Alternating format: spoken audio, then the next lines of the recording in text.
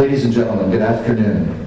My name is Bill Bridge, and I serve on the faculty of the law of the Dedman School of Law. And I'm happy to welcome you to this program. President Turner is out of town, but he asked me to extend a warm welcome to the campus to all our visitors this afternoon. In May of 2012, Dallas Mayor Mike Rawlings appointed a Blue Ribbon Committee to prepare the city to honor in an appropriate way the 50th anniversary of the assassination of President Kennedy. He named as chair of that committee SMU alumna and trustee Ruth Altshuler. In cooperation with that citywide committee, Southern Methodist University, the John Goodwin Tower Center for Political Studies, the SMU Law School, the Sixth Floor Museum, and the George W. Bush Presidential Center formed a committee to organize academic programs throughout this period of commemoration. The first program was on President's Day 2013 and featured 3 historians who spoke about the politics of memory. The final program will be in President's Day 2014 when, in cooperation, I think, with the LBJ Library as well, we're going to do a program on presidencies in crisis. So there are a series of programs. You should pay attention to the website, however you found out about this program, to the Sixth Floor Museum website, the Tower Center website for other programs. This afternoon's program, it brings together for the first time in 50 years staff members from the Presidential Commission, which President Johnson formed within the week of the assassination of President Kennedy, chaired by Chief Justice Earl Warren, popularly known as the Warren Commission. Each of these gentlemen served as lawyers for the Warren Commission and had pieces of different parts of the investigation. To facilitate the possibility of questions, we're going to have 2 sessions. We're going to have first a 90-minute session in which these staff members of the Warren Commission will talk about their roles, how the Warren Commission was formed, how the staff began, and so on. And during that period of time, you're welcome, if you have questions, to go to the question table over there to the right. We have some cards. You can write your question down and drop it in the basket, and we'll organize it. Then we have a 30-minute break between 2:30 and 3, and the book table is staying open through the break, we've ascertained. And so if you want a book, grab it then, and then we may be able to prevail on Howard Willens to stay and sign a couple of them after the program concludes at 4:30. During the break, we'll collate the questions and organize them, and then a second panel will join us here on the stage of academic experts. Jay Vogelson, a Dallas lawyer who also served on the staff of the Warren Commission, will anchor that second panel, but then we'll be joined by my colleagues from the university, Dennis Simon, Tom Stone, Chris Jenks, and Lachlan Bloom, each of whom is going to take a set of the questions from the audience but have brought questions of their own to pose to the panel, and there'll be general discussion among the 2 panels. So we'll go from 1 to 2:30, 30-minute break, and then from 3 to 4:30, and the afternoon will conclude.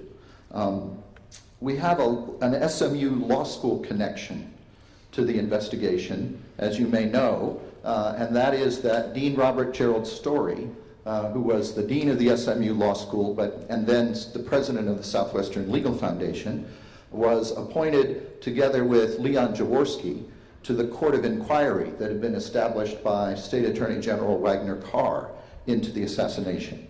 And the Court of Inquiry cooperated with the Warren Commission during the course of their investigation.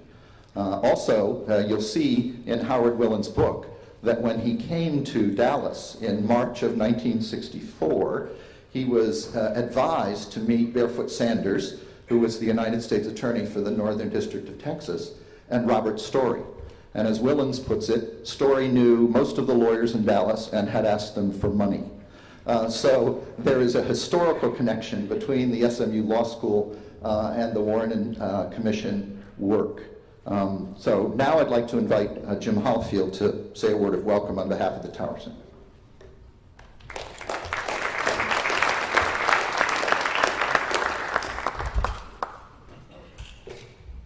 My name is Jim Hollifield, and I'm a professor here at SMU, and I run a center that was named for the former senator from Texas, John Goodwin Tower. A lot of you in the room may be old enough to remember the senator. This center is a center for political studies, but it is also a center for public and international affairs. Here, the premier center really on the campus of SMU and in Dallas-Fort Worth.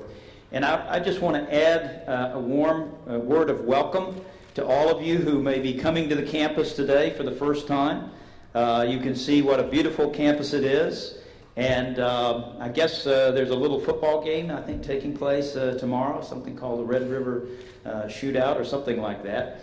But it is truly a historic moment for us here at SMU to welcome these distinguished jurists who sat on the commission, helped to organize it and staff it. And I just want to say that it's really great to collaborate with the Sixth Floor Museum. I also sit on the board of the Sixth Floor Museum and to work with the Dedman School of Law on this. This is what a university is all about, bringing something like this to the public square so we can look and think and reflect and commemorate the tragic events that happened almost 50 years ago.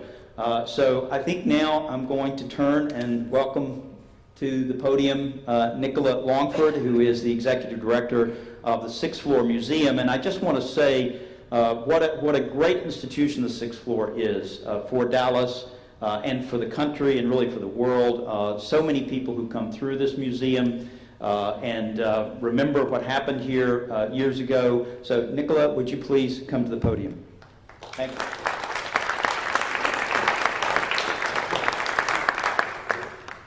Thank you. Good afternoon. I'm Nicola Longford, the Executive Director of the Sixth Floor Museum at Dealey Plaza. And the Sixth Floor Museum is delighted to continue this innovative program collaboration and partnership with Southern Methodist University, the John Goodwin Tower Center for Political Studies, and the Dedman School of Law. Planning for today's special program and bringing together the staffers of the Warren Commission has been a long time in the making. It's been at least 2 years since the conversations first began. And clearly, without the interest and support of our distinguished panelists, this program would not be taking place. And nor would it be without the incredible support and agility from the staff and faculty at the Dedman School of Law, and also for the committed and super organized staff at the Tower Center. Thank you all, and especially to the colleagues with whom I have the privilege of working at the Sixth Floor Museum.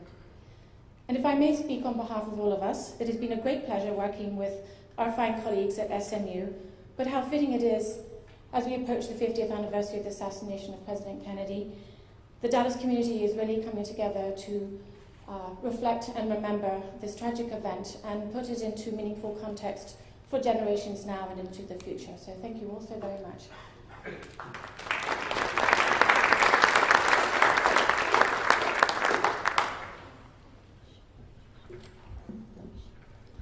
Hi, I'm Julie Forrester, and I'm serving as interim dean of the SMU Dedman School of Law this year. I'd like to welcome you on behalf of the law school, and I'd like to introduce the moderator of our first panel. The Honorable Sarah R. Saldana is the United States Attorney for the Northern District of Texas. A native of Corpus Christi, she's a summa cum laude graduate of Texas A&I University. She taught school and worked in several U.S. government agencies before attending law school, and graduated from the SMU Dedman School of Law in 1984.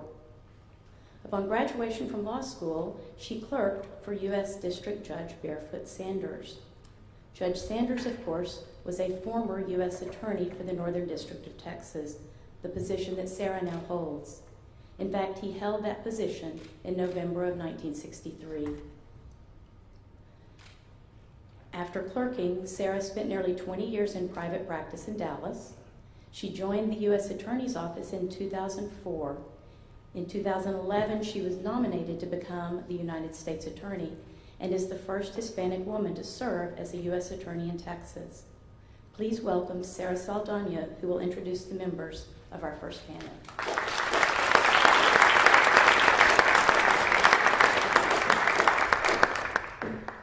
Good afternoon, everybody. Listen, I am so excited about being here. I consider this a great privilege to participate in this panel. I'm going to be the moderator, but based on a conference call we had earlier this week, or last week, from what I can tell and what these gentlemen have to say, I am going to step back. This is going to be the easiest moderating job I've ever had because there's some fascinating stories and conversation they're going to have with you. One thing I know I did not know, other than I was a sixth grader at the time that the president was killed, I did not know, I did not study at that time about the Warren Commission, but I've come to know quite a bit of it. Some of you may know that I actually, in a adaptation, mock trial of Lee Harvey Oswald a couple of months ago, I prosecuted Mr. Oswald. He was sitting there at the defense table right next to me. And Toby Shook, a former first assistant with the Dallas DA's office, was the defense attorney. So I got to learn a lot with the assistance of my super paralegal who's here, Lisa Anderson. I got to learn a lot about the Warren Commission, and I'm so delighted that I've been asked to participate here today. Let me tell you about these panelists. Wow, is what you're going to say when this is all over. Judge Bert Griffin is a graduate of Amherst College and Yale Law School. My husband is a Yalie too. He's right here on the front row. Class of 67. All right. And he served as a law clerk for the District of Columbia Circuit and as an assistant United States attorney. I love those people. Before becoming assistant staff counsel to the Warren Commission. He was then in private law practice before service with Cleveland Legal Aid. He served as a trial judge in Cleveland for 30 years and has been a mediator and arbitrator since 2005. Justice Richard Mosk, a graduate of Stanford University and Harvard Law School, then served in the military before joining the staff of the Warren Commission.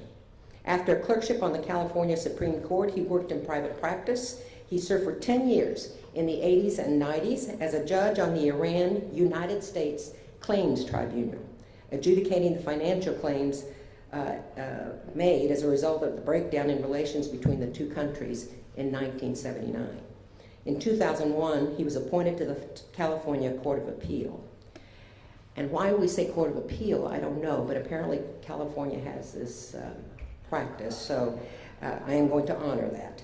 Justice Stuart Pollock, a graduate of Stanford University and Harvard Law School, served as law clerk to Chief Justice Earl Warren in 1962 and 1963, and then in the criminal division of the U.S. Department of Justice with time off to serve on the staff of the Warren Commission. And in fact, all of these folks, I think, had to ask permission and take time off to do this, to perform this service for our country.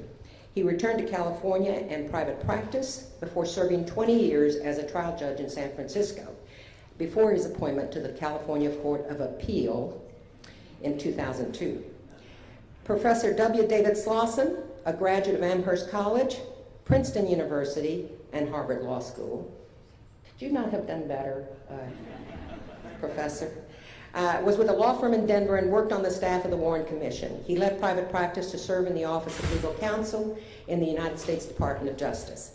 After 2 years there, Professor Slauson joined the faculty at the University of Southern California Law School, retiring in 2004. He served as general counsel to the Price Commission in 1971 and 1972. Howard P. Willens, a graduate of the University of Michigan and Yale Law, became executive assistant to the Assistant Attorney General for the Criminal Division after military service and private practice. From the Department of Justice, he became assistant counsel to the Warren Commission. He returned to private practice thereafter. As managing director of his law firm, he served as special legal counsel to the governor of the Commonwealth of the Northern Mariana Islands. So if you will join me in welcoming this distinguished panel. Well, let's take our seats and we'll get started.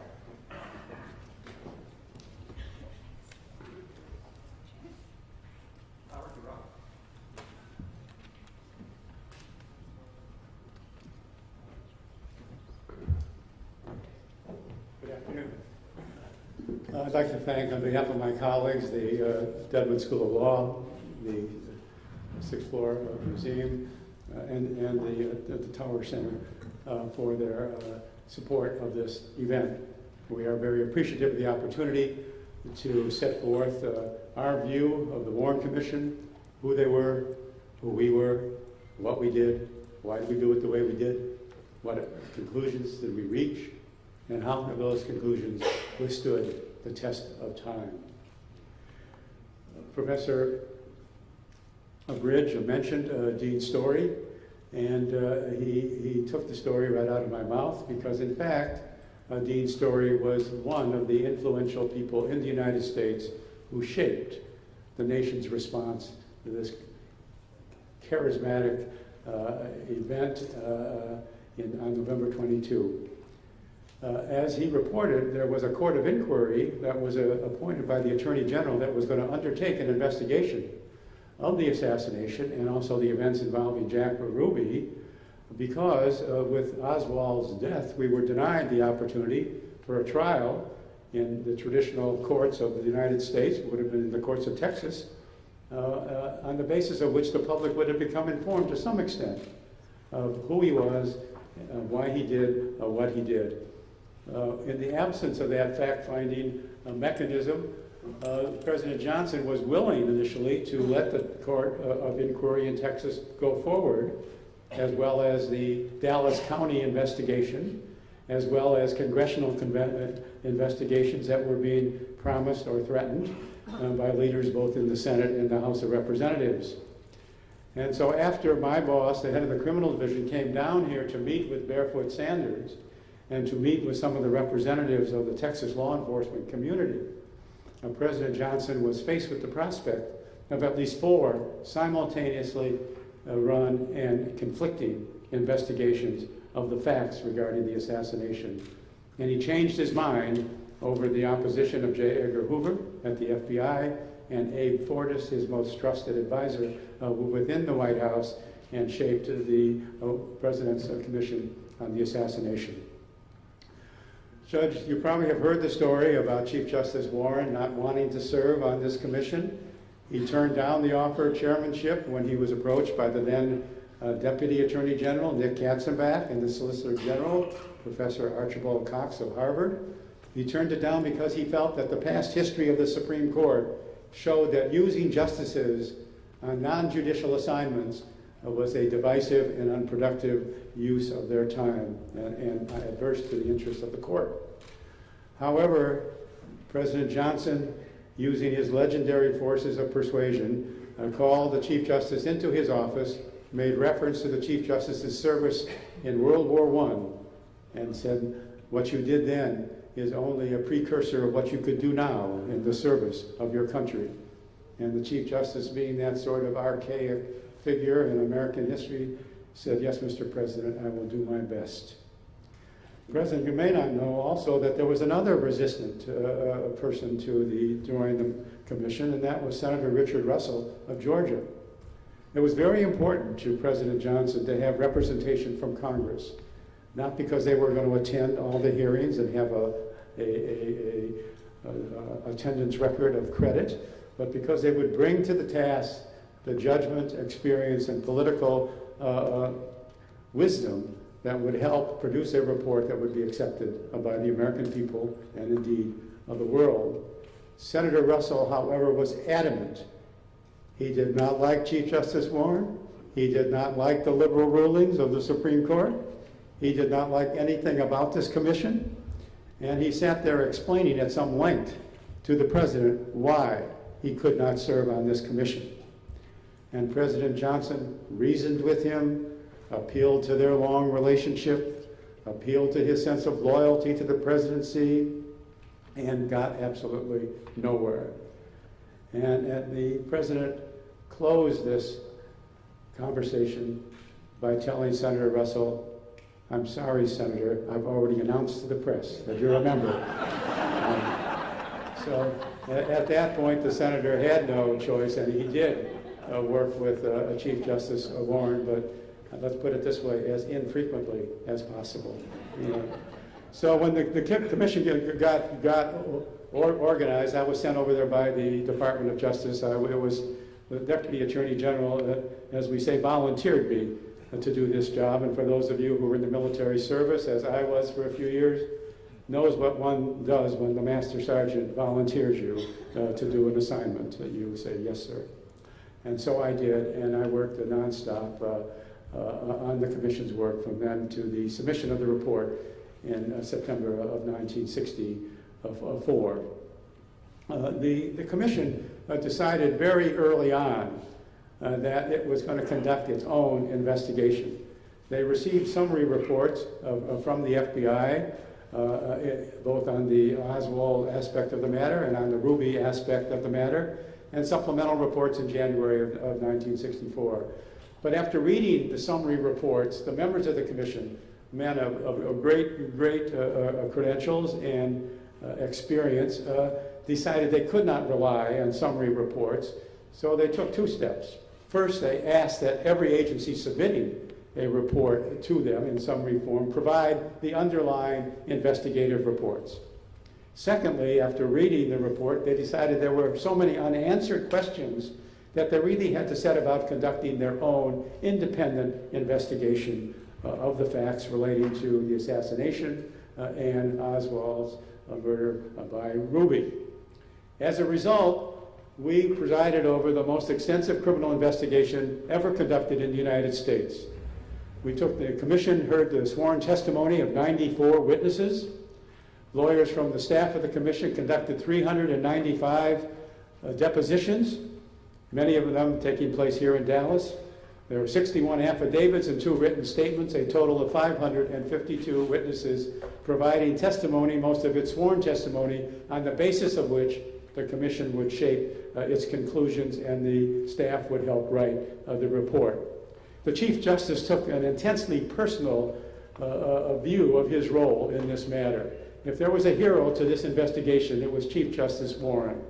There came a time in June when the Chief Justice was worried about the progress of our report and feared, as all members of presidential commissions fear, that the staff was getting out ahead of them. There's a great tradition in presidential commissions of the staff thinking they're superior in knowledge of the facts to the members of the commission, and the members of the commission feeling that their experience and judgment outweigh their deficiency in knowing the facts. So there was this tension in this presidential commission, and another one which I happened to work on a year later, and the Chief Justice found a way to deal with this fact. He scheduled a meeting with the General Counsel, Lee Rankin, but Lee Rankin was up in New York that particular day, and so the Chief Justice agreed to meet with me and my very closest colleague, Professor Norman Redlich from NYU Law School, who together with me served as Lee Rankin's sort of unofficial deputies. I hasten to add with my colleagues here, I did not have any special title. They were always free to reject whatever I had to say, and they usually did. And they were always free to go talk to Lee Rankin and when they wanted to do so. But in any event, the Chief Justice showed up at this meeting with Norman and me and Bert Jenner, who was a senior by at least 20 years to both of us, and could provide some senior support, I think Rankin believed. And the Chief Justice arrived with a handwritten piece of paper, familiar to all lawyers, a yellow pad, no less than a yellow pad piece of paper on which he had listed 41 questions on which he wanted his commission members to address and resolve. And he asked us what we thought of his approach after reading off several questions, which were really quite simple and straightforward. How many shots were there? Where'd they come from? Who did it? Who owned the rifle? Where'd he go? And who helped him? And so on for 41 questions. Well, the staff, we of course, commended the Chief Justice for his diligent work in bringing to us a mechanism for organizing his commission, which was indeed a useful step to take. And so we took the 41 questions, and with the help of my creative colleagues, we enlarged it to 72 questions, and the commission then sat for at least 2 sessions, and periodically for the next few months, reviewing these questions and making their decisions as to each of them. There were some that they reserved for their final meeting on September 18, 1964, a few days before the printer needed all the segments of the report. But it was a process that proved most useful, and I spend some time in my book explaining the process and using the notes that Lee Rankin made as the commission addressed these questions and either reached a decision, decided to defer a decision, gave instructions to the staff as to how better to organize the material. But having made the decision, they gave the staff the opportunity to organize the material, bolster the arguments, assess credibility for further review by the commission. So I think the claims that we were dependent on federal agencies in the investigation are completely without support. This was an independent investigation that used the investigative agencies to produce useful information, but that provided a starting point for the kind of exploration and development of sworn testimony that I have referred to. I also feel that comments about ulterior forces working on the members of the commission to produce a preordained conclusion of no conspiracy is absolutely without support as well. The 7 members of the commission were not going to endanger their decades of reputation in public service by doing anything less than conducting the fullest investigation they could outline and manage and respond to. And so far as the staff was concerned, I think one has to remember that virtually all members of the staff, and indeed all the assistant counsel except for myself, came from outside the government. The Chief Justice wanted people from the private sector who would come to this investigation without any loyalty to the state of Texas, the city of Dallas, or loyalty to any federal agency. They wanted people who would be free to call a conspiracy if in fact the evidence so indicated. So I think that the independence and integrity of the commission and staff was there for everyone to observe, and I think that there's nothing that people have said in later years that, in my view, cast any fair doubt on the work of the commission. Were the members infallible? No. Were the members of the staff infallible? Well, I think the answer is no there as well. But the point is that everyone collaborated to produce a report that we think has withstood the test of time. One of our first problems, of course, was to address the situation with respect to Lee Harvey Oswald, who was, of course, the only suspect at the time. And the FBI had already provided information to the commission as to where the shots came from, how many bullets were fired, what witnesses had seen a rifle protruding from the window on the 6th floor. And so addressing the culpability of Lee Harvey Oswald was a major first assignment of the commission, and indeed much of the first 2 months, once the staff got organized during February and March, was addressed to developing the information with respect to the wounds suffered by President Kennedy and Governor Connolly, the source of the shots, and medical testimony, ballistics testimony, all of which related to issues affecting the identification of the culprit. Our very first witness was his wife, Marina Oswald. The press was getting very anxious as to the work of this commission. They'd been in existence for 2 months, and so far as the press knew, they'd done absolutely nothing.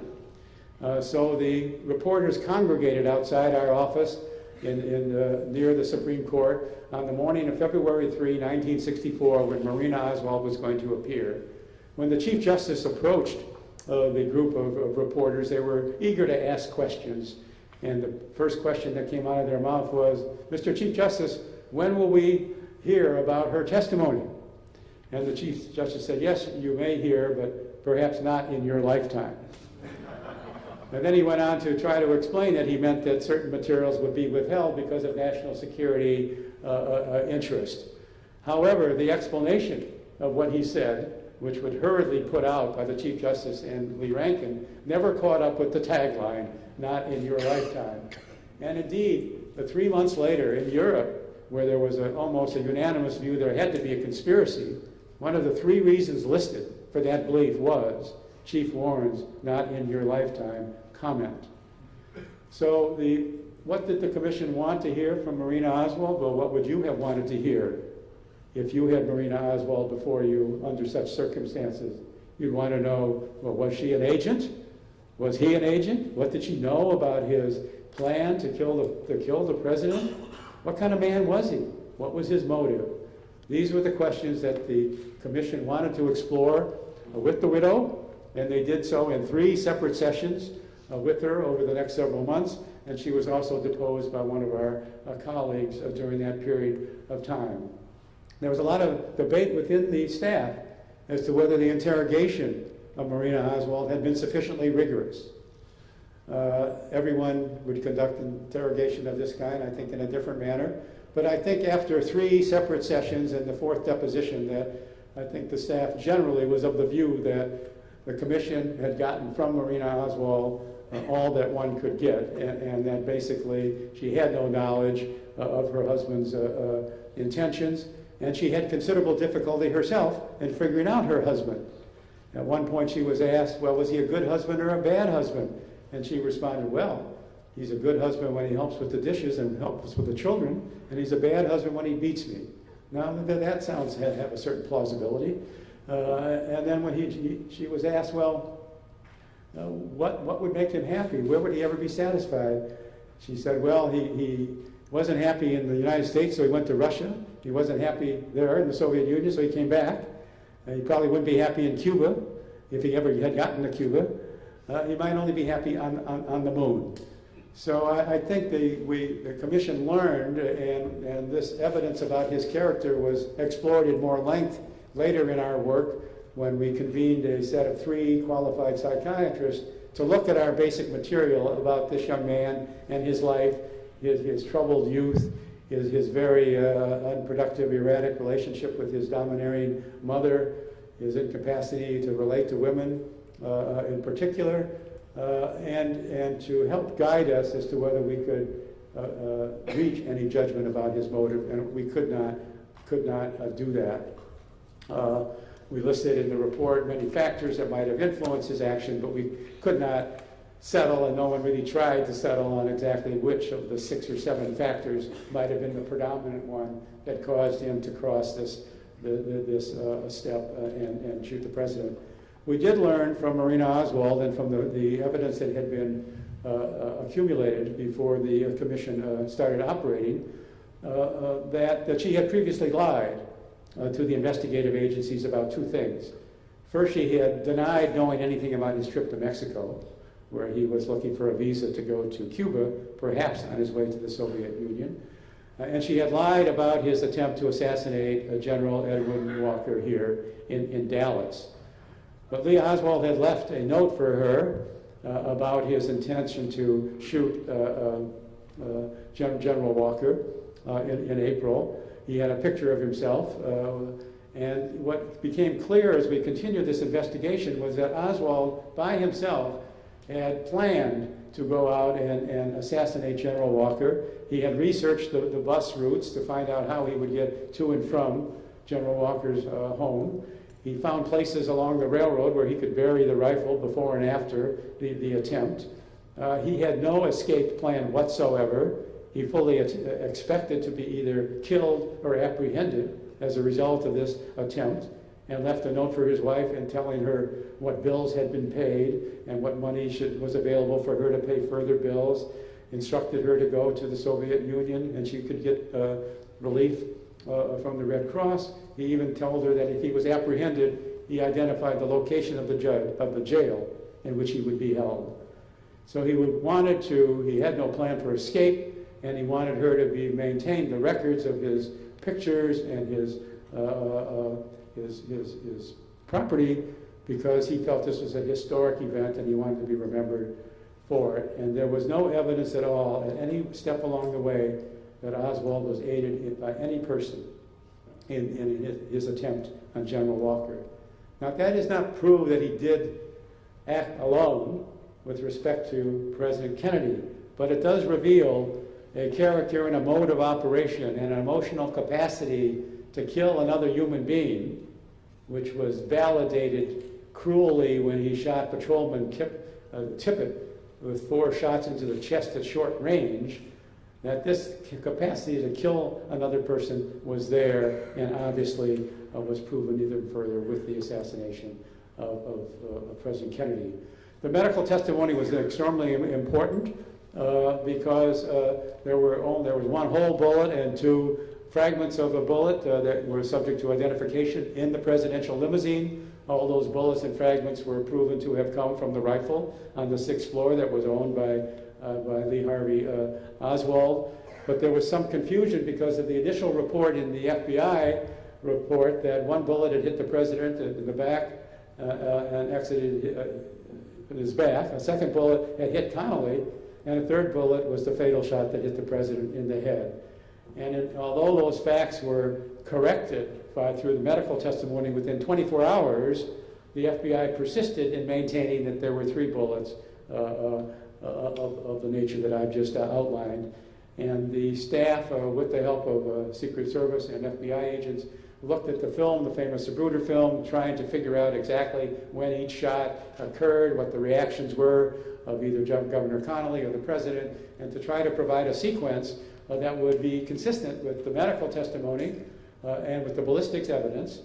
And it just didn't ring true. And it was in the course of one of these sessions where the group examining it, including Professor Redlich, Alan Spector, Mel Eisenberg, David Bellin, and Joe Ball, 5 of our colleagues, only one of whom is alive today, concluded that, it was probably the case that once we learned that there was a wound in the president's throat that had been used at Parkland Hospital and enlarged in order to enable the president to recover, if that was possible, that the head was an exit wound, and the question was, where did the bullet go that exited the president's throat?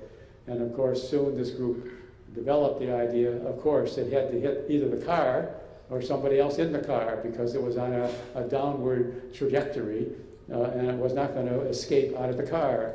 And there was no further damage in the car, and Connally was situated in a position in the car where he would be the recipient of the bullet after it exited the president's throat.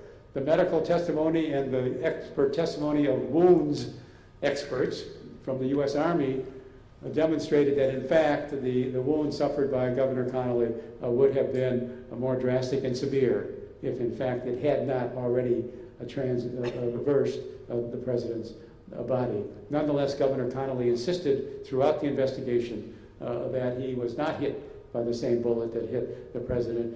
He was hit by a separate bullet.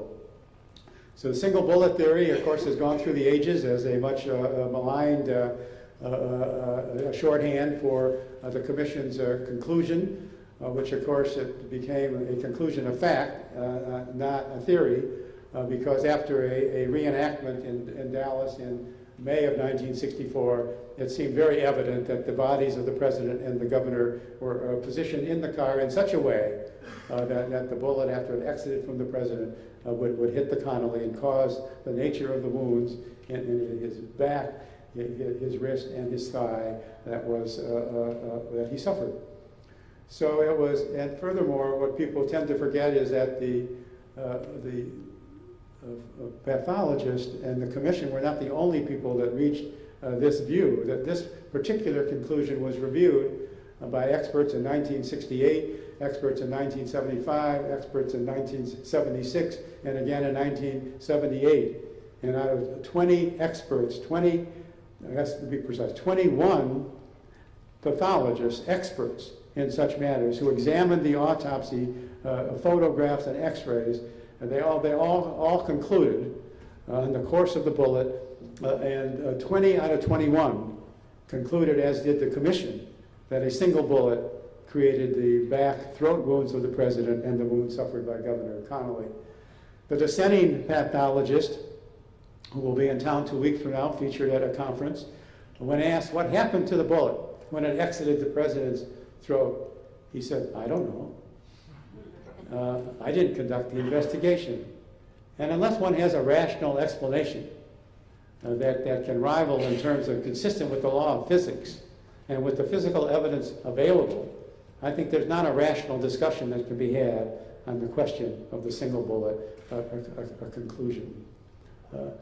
We did have the problem, as you know, of dealing with conspiracy, and the problem that you'll hear about more from my colleagues, but the overwhelming problem from the outset was that it is always impossible analytically to prove a negative. And here the task was to prove there was no conspiracy. Now, the commission was aware then of all the possible interest here in Texas and nationally and internationally who might have an interest in assassinating the president. But in order to prove a conspiracy, you have to prove there's some relationship between the alleged conspirators and the people who actually did the deed, whether it's Lee Harvey Oswald or Jack Ruby. And the commission staff and the members of the commission conducted a widespread investigation looking at the associations of both these individuals intensely and comprehensively, and could not find any evidence that either of them had been aided in any way by one of the alleged suspects. And so that, of course, is a conclusion that one can never be absolutely certain about. And what the commission did in its findings was to say, we have found no credible evidence of a conspiracy. They did not say there was no conspiracy. And they fully understood that with the decades to come, there might be additional evidence that would persuade impartial, knowledgeable people that there was a conspiracy. It's been 49 years, and that evidence still has not materialized. And if I had had the courage of my convictions, the book would be entitled History Has Proved Us Right, rather than History Will Prove Us Right. The last point I want to just mention is the question that was an important one to the commission, and that is, did the intelligence agencies of the United States fail their obligations to the president by not bringing Lee Harvey Oswald forward as a possible suspect in advance of the motorcade?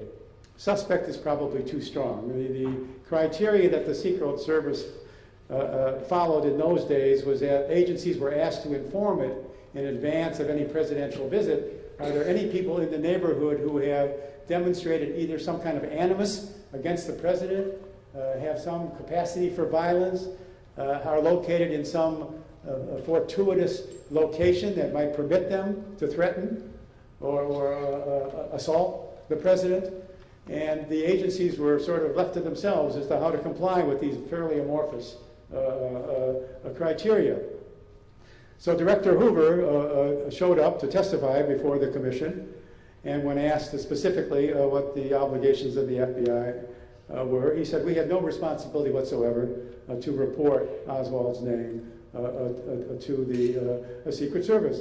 And the members of the commission were really quite vigorous in examining the director on this point, because a lot of information was available in early November of 1963 with respect to Lee Harvey Oswald. In fact, the agent handling the matter, James Hosty, had already interviewed Marina Oswald. He visited the place where Marina Oswald lived in the home of Ruth Paine, and he knew where Lee Harvey Oswald worked, but he had not made any arrangements to interview Oswald. So the director said that there was nothing in the previous 3 interviews that justified reporting Oswald to the Secret Service, even though, as he was well aware, Oswald had gone to Mexico to visit the Cuban and the Soviet embassies, and he'd written recently to the Soviet embassy in Washington, D.C. So the members of the commission felt that the FBI should have done more, and in fact, in the report, they said, well, maybe the technical criteria didn't apply, but the FBI really had not performed its investigation as thoroughly as we might have wished.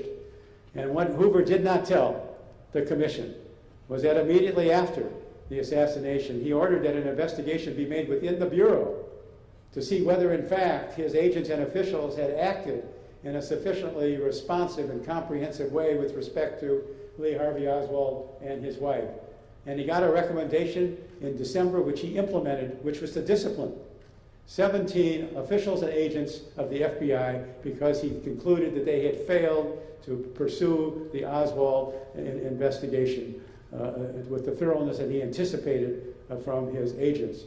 That fact remained secret for more than a decade, until 1975, when his deception to the commission was made clear.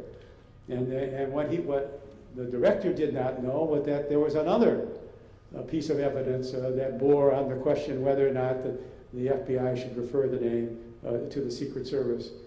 And that was that in November, after Agent Hosty had interviewed Marina Oswald, his office received a note in an unsealed envelope addressed to Agent Hosty, and the receptionist, a curious woman, not surprisingly, opened the envelope, and the testimony differs as to what was in the envelope, because this particular note was destroyed by Hosty at the direction of the chief of the FBI office in Dallas on Sunday after Oswald was shot by Ruby. According to the receptionist, the note said something along this line: "This is a warning. I will burn the FBI office and police headquarters if you don't stop bothering my wife. Signed, Lee Harvey Oswald." Agent Hosty remembers something that went like this: "I understand you're trying to acquire information about me. I would appreciate your contacting me directly. If you continue interviewing my wife, I will report your conduct to the appropriate authorities." Unsigned. Now, one had to make a judgment about which of these two versions of this note rings more true. And the point is that the note was there, it was destroyed, and when you put together all the information that the FBI had about Lee Harvey Oswald, I leave you with these two questions. Do you think Agent Hosty should have interviewed Oswald before November 22? And if so, do you think the assassination of President Kennedy would have been avoided? Thank you. Thank you.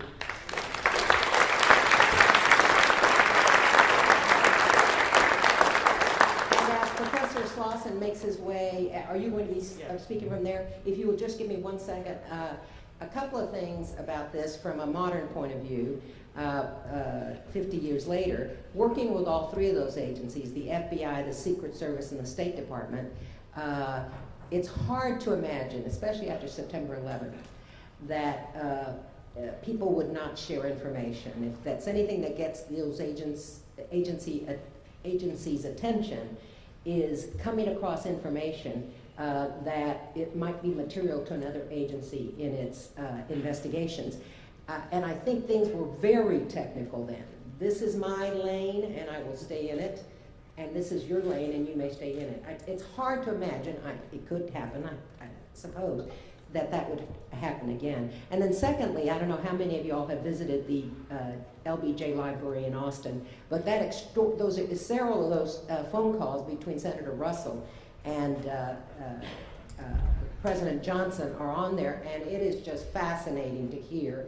How did you put it? The persuasive tactics, and watch your ears, because there's a little bit of a salty language involved as well. Professor Slauson. Thank you.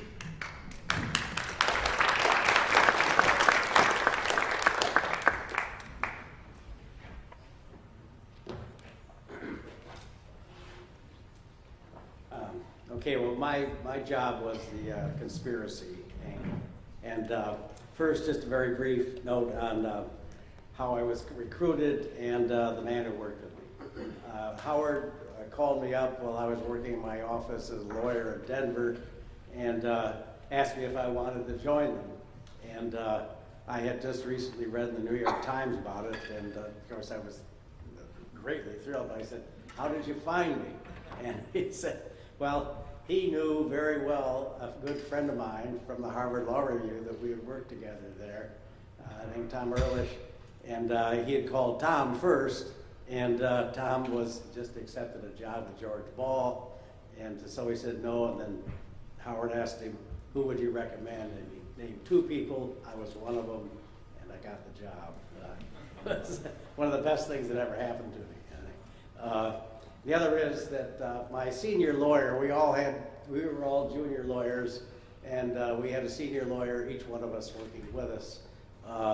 Mine was William T. Coleman, Jr., a very prominent lawyer from Philadelphia, and Bill had worked with Thurgood Marshall before the Brown versus Board of Education decision. He worked with him in the South with the NAACP.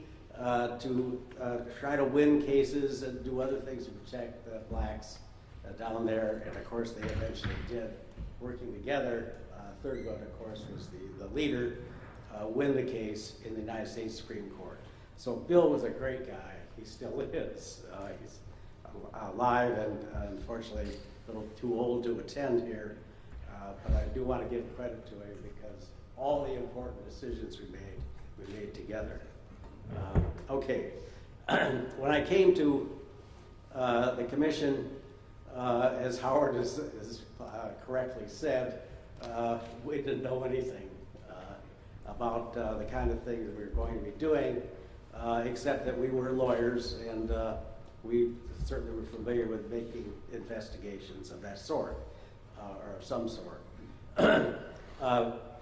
The first thing, the CIA representative gave me materials they had and talked to me about the ways that the KGB, the Russian security apparatus, would assassinate people. That all they knew at that time. And to put it down in a nutshell, they did it in a way, as far as the CIA could determine, that that would not leave a trace of their guilt in it, and they would do it secretly so that you wouldn't even know the person had not died of natural causes. One case I remember, a man was killed with a bullet, a rifle kind of a mechanism in an umbrella, rolled up an umbrella, someplace in Europe, with a chemical that would cause him to die just with the same symptoms of a heart attack. Now, a good autopsy could have detected the difference, but who would think of a good autopsy in those circumstances? There was no record of them having used someone like Lee Harvey Oswald, which didn't, of course, rule out that they had not used him in this case, but at least it was a beginning, something that I should understand before Bill and I went into it. All right. And then the rest of it, I'm going to outline how we did it. But the first thing I want to say about all that is the outline, it'll sound fairly orderly. It was not with the facts. All these things came into me helter-skelter. And the biggest part of my job for the first few months was simply organizing all this and trying to see the connections between all the information that came in. And of course, this was in the days before computers, so it was all right, and then talk to a secretary, get it typed down, make a file, put it someplace, and try not to forget where it was. But anyway, we did, or I did, pull it all together. Bill's job was, as he saw it, mostly coming in after I had put it all together, and then we made the joint decisions together on it, very much so. First thing in the logical order was Russia. Oswald had decided, we found this out, I'll back up a minute, after he died, we discovered among his effects, what they called his historic diary, purported to be a diary of basically his adult life. I mean, it isn't that long, but it's fairly detailed. Marina had never seen it. He kept this secret from everybody else in the world, as far as we know. And in it, he related all these things. The first thing is this his diary really, or is this part of the whole legend that they created about it? We didn't even know that. But at least it was a starting point. And then later, as we got on, we were able to authenticate virtually everything, not quite everything, but almost everything that he recorded. So we were able to finally conclude, yes, this was written by Lee Harvey Oswald, and what it relates, although of course it made him sound like a big hero, basically was the truth. It recorded that he had made up his mind while he was in the Marine Corps during the last few months that he would, when he got out, defect to Russia. And he would tell them, among other things, the secrets he had learned in the Marine Corps. Well, I was a private in the Army for a couple of years. You don't learn many secrets at that level. Anyway, among other things, it recorded that when he did go into Russia, Russia, Moscow, trying to seek entry on some kind of permanent basis, that he was first turned down, and this was after weeks and weeks of waiting around on tenterhooks and being examined and interviewed over and over again. Then they said no, and they not only said no, they ordered him out of the country within hours, as if to say, get out of here. He then committed suicide, or he tried to. He slit his wrist. He was found covered with blood, unconscious, in his bathtub in his hotel by the KGB agent who he thought was just an interest guy, but pretty clearly was a KGB agent, who was in charge of it because he failed to show up an appointment for her, and she went looking for him, and she found him unconscious in the way I described. And so they took him to the hospital, they saved his life, and I've forgotten the time scale exactly, but say something like a month later, perhaps a little bit less, he finally was allowed in. Now, we don't know why they changed his mind. The Russians changed their mind. And, but the most convincing reason we've heard, again, we don't know what this was the KGB had originally decided this guy, we learned this from Nosenko, who came over while we were doing the investigation. He was a Russian KGB officer himself who allegedly defected, but the CIA had an event where we were evaluating him at the time that we got this information from him. And so we couldn't really know whether it was true or not. And then, although Nosenko was eventually evaluated as genuine, I personally don't know. I mean, anyway, this is what he said. They decided, the KGB decided, that Oswald was too highly neurotic, this is the exact words if I remember, highly neurotic and unstable, and would be of no use to them. Now, that didn't mean that they were planning an assassination. It just meant that they might have thought they could use him as a spy by sending him back, or maybe just as a propaganda tool or something. But anyway, they didn't want to use him for anything. But according to Nosenko again, some other agency of the Soviet Union decided to let him in. Now, why did they do that? It might have been for propaganda purposes, because here was a man who so desperately wanted to come to Russia that he tried to commit suicide when he couldn't do it. We'll let him in, we'll treat him very well, he'll love Russia, and he'll be a great propaganda voice from that point on. That's just speculation. Once when Alan Dulles, who is the ex-CIA director and also one of our commissioners, he would occasionally come in and talk to me about his days in the CIA and what he knew or remembered about Russia. Nothing secret particularly, in fact, nothing secret at all from Mr. Dulles.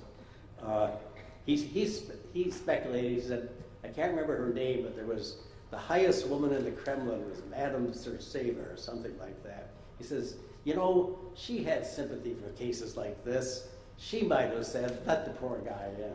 Well, anyway, he was allowed in.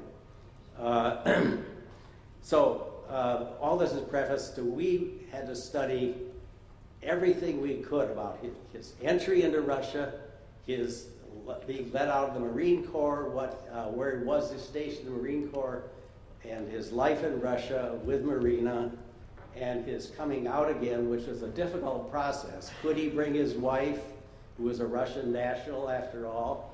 And could he himself? Well, he could have come out pretty easily as far as the Russians were concerned, but he had tried to renounce his American citizenship when he went into Russia. So should our State Department first have allowed him to do so, because they staved him off, says think about it, in fact. and they made up excuses why he couldn't do it right away. So they had to allow him back into the United States. And so anyway, we studied all this as best we could to see if there was anything sinister about it, anything that might show the imprint of Russians' attempt to use him in some manner if he came back to the United States. And the final decision was negative, but in doing that, we used the CIA and the State Department to tell us as much as they could about the circumstances of Oswald's activities in Russia. For example, he was living in Minsk, which was quite a ways from Moscow, and when he started to try to get out, he had to go to Moscow to talk to both the Soviet officials and State Department officials. And he was not supposed to travel without the KGB's permission, not yet leave Minsk. But he did on 2 or 3 occasions. And they caught him on every occasion. Well, why didn't he end up in prison or something like that? Both the State Department and the CIA had information on some information on how these kind of people were treated that way. And like all legal systems, the Russians they enforced some laws and they didn't enforce others. This one, all they did to these guys, not just Oswald, but the other ones that were there under similar circumstances, was in effect ball them out. One man had spent a week in jail after doing it. So again, the decision on that was nothing mysterious. Oswald was paid very well, more than anybody he knew for the essentially easy work he did. But that turns out that's also typical. The Soviet government knew darn well that no one was going to be happy in Russia that had ever lived in the United States or another country that had a decent economy with the kind of wages that the workers earned there. So he earned probably about 3 times as much as his colleagues or his friends would have made. But that's just the way defectors were treated. Despite that, he wasn't happy, was not satisfied. Another detail which I think gives an insight into his character at this time, he proposed not to Marina, but to a woman named Ella, that he met at work. And she turned him down. And then he married, this is in his historic diary, I married Marina to get even with Ella. I did not love Marina. But, then he wanted to say, but I learned to love her. And I think he was sincere in that. But what kind of guy marries somebody to get even with the one who turned him down? Anyway, he did. I won't go any further in that because I'm running out of time. But the next thing that I talk about quickly is the Cuban and the anti-Castro Cubans.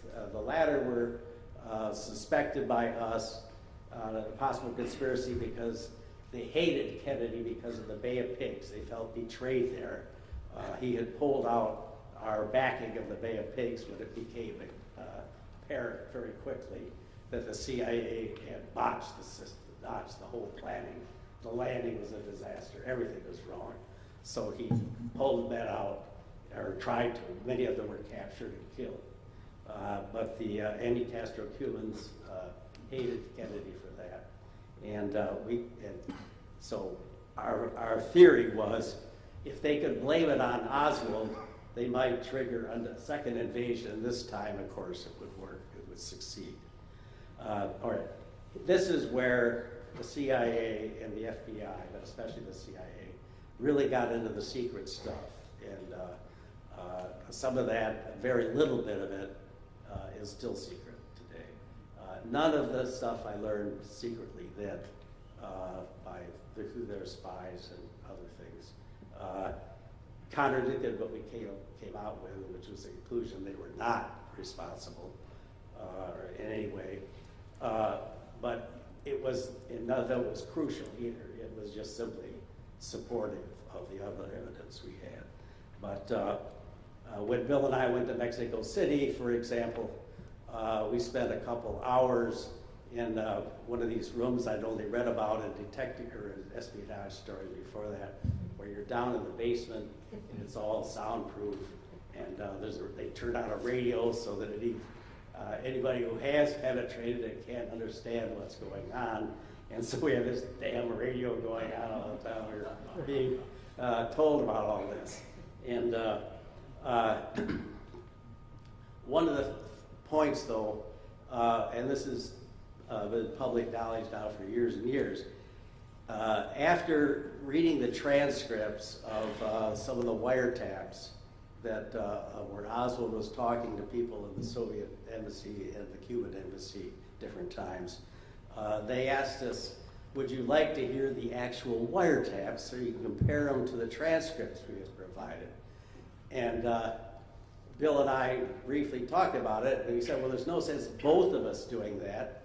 One of us should, and the other can do the other things we want to do here. Well, Bill, who says, as an old trial lawyer, he wasn't an old trial lawyer then, but anyway, he was a trial lawyer. I'll read this. I'll listen to the tapes, and Dave, you go talk to the FBI. I had things I had to talk to the FBI about. I had suggestions how they should carry on their investigation, which has been very good, but I thought too narrow in scope. But I won't go into that. Anyway, we were offered the opportunity to hear those tapes. It later transpired those tapes had disappeared, and the CIA said, "Oh, we just destroyed them after we listened to them in the routine. They didn't exist at the time of the Warren Commission." Well, they did.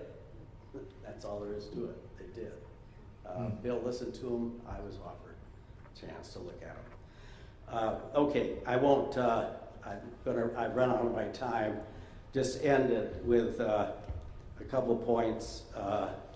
We were helped by information, even information that was given voluntarily by the Cuban and the Russian governments, because we were able to authenticate it. And we knew that they would know ahead of time that we could, or maybe could, authenticate it, so they didn't want to lie and then be caught in a lie, which really would implicate them. And one of the things that we did get, we got Oswald's medical records, or what purported to be anyway, in the Batkinskaya Hospital where he was treated for his attempted suicide. We also found on the autopsy that he had slit his wrist. And we also finally got Marina's testimony. She said, yes, I was curious about that scar. I asked Lee, but he always evaded answering me. And the other thing is, with the help of Jim Liebler, who has died some years ago down here, he handled the investigation of Oswald himself, and we concluded, I should say, he was not the kind of person at all that anyone who was planning to kill the president would have used as a tool for doing it. He was simply not reliable in any kind of way. Okay. Thank you.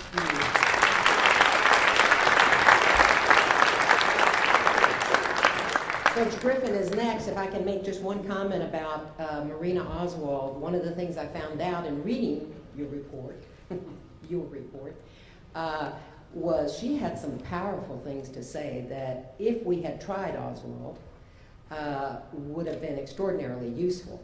The fact that she said, you all asked, or someone asked squarely, do you believe your husband shot the president? And she took a breath and said, I do. But the evidence that she could have provided with respect to the rifle in the garage and all of these other things would have been dynamite. And of course, one of the things we struggled with was, as somebody said earlier, I think you know, that the trial would have been in state court, and at that time there was a marital privilege, which can be waived now, but at that time there was a marital privilege, and her testimony would probably not have been allowed, even though it was such dynamite. Can I just briefly, we staff, and this was not my job, this was other people to interrogate her, but there was some discussion of, was the Chief Justice too kind to her? Should he have been rougher? And I think the answer is he was right, because she grew to trust him. And therefore, that's why she gave us that kind of honest, I think, sincere information that you just mentioned. Thank you. Judge Griffin? Okay, thank you.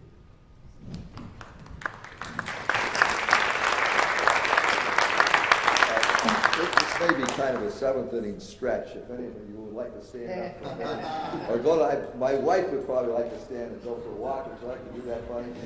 She's got a bad whack. Or if you think you got to go to the bathroom, please feel free to do that. I know it's tough to sit here in chairs like this for a while. And while you're standing, let me ask a couple of questions.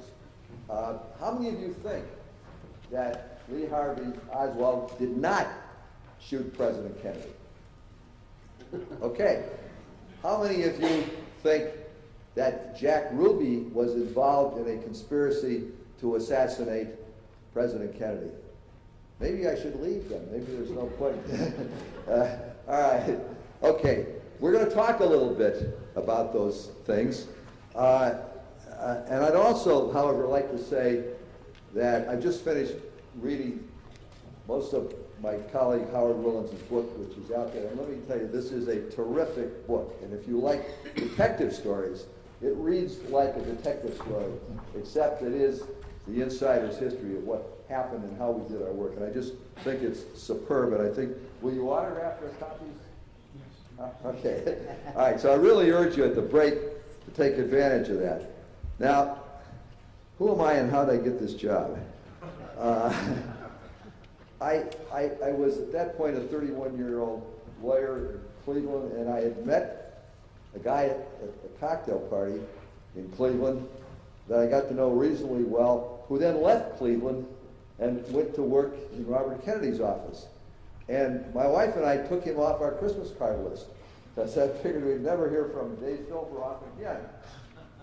But it turned out I got a call from Dave Filberoff in early January, and he asked me if I'd be interested in working for the Warren Commission to investigate the assassination of President Kennedy.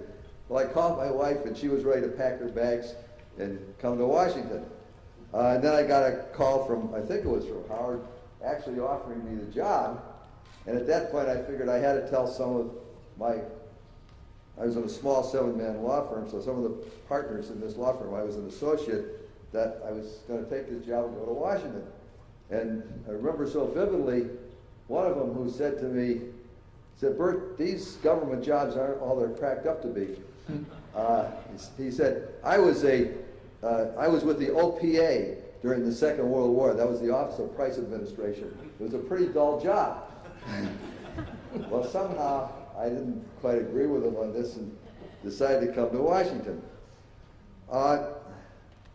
What was my attitude at this point? Well, let me tell you this. I had some political visions in my life, and frankly, as I look back on it now, I know what my thought would have been, which is that if I could have found that there was a conspiracy here, I'd have been the senator from Ohio and not John Glenn.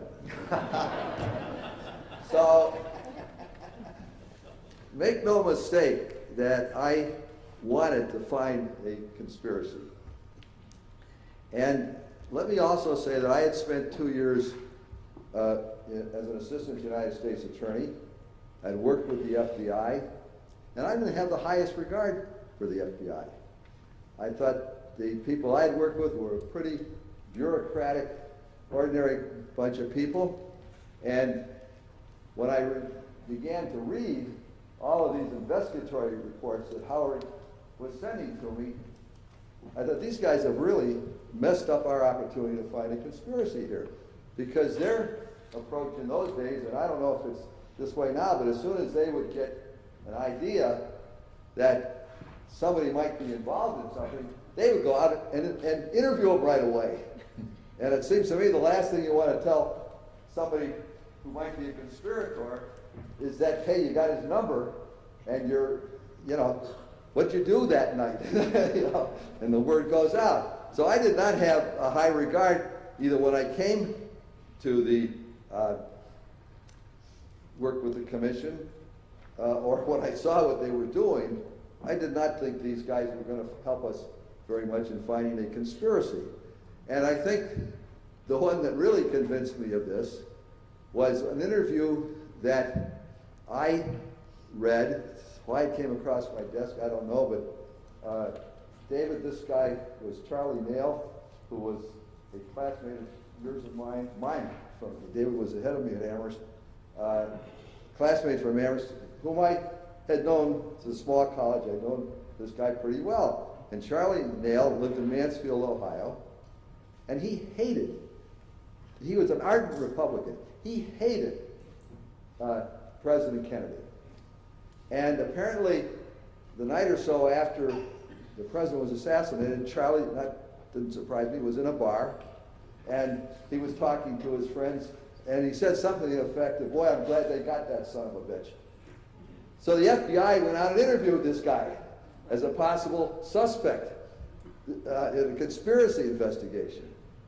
It was entertaining to read Charlie's interview, but it was ridiculous.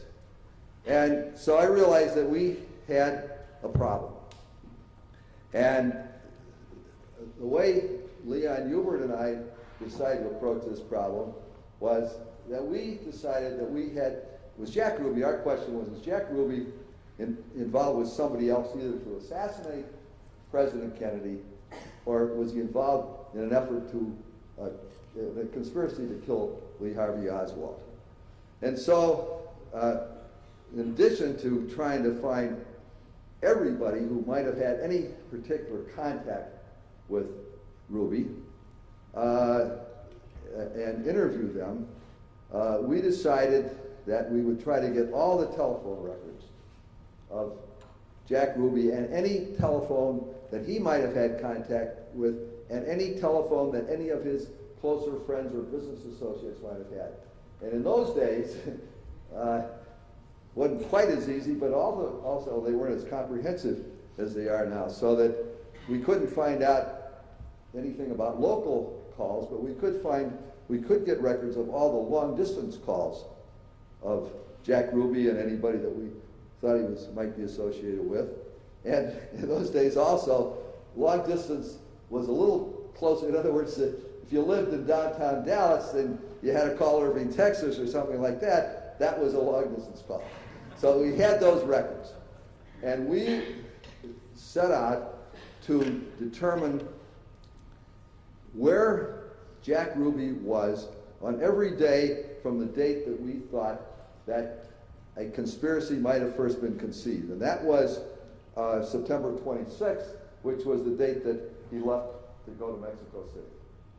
And thinking that if he was going to try to get into Cuba, then that idea might have materialized on the 26th of December, or September, I'm sorry.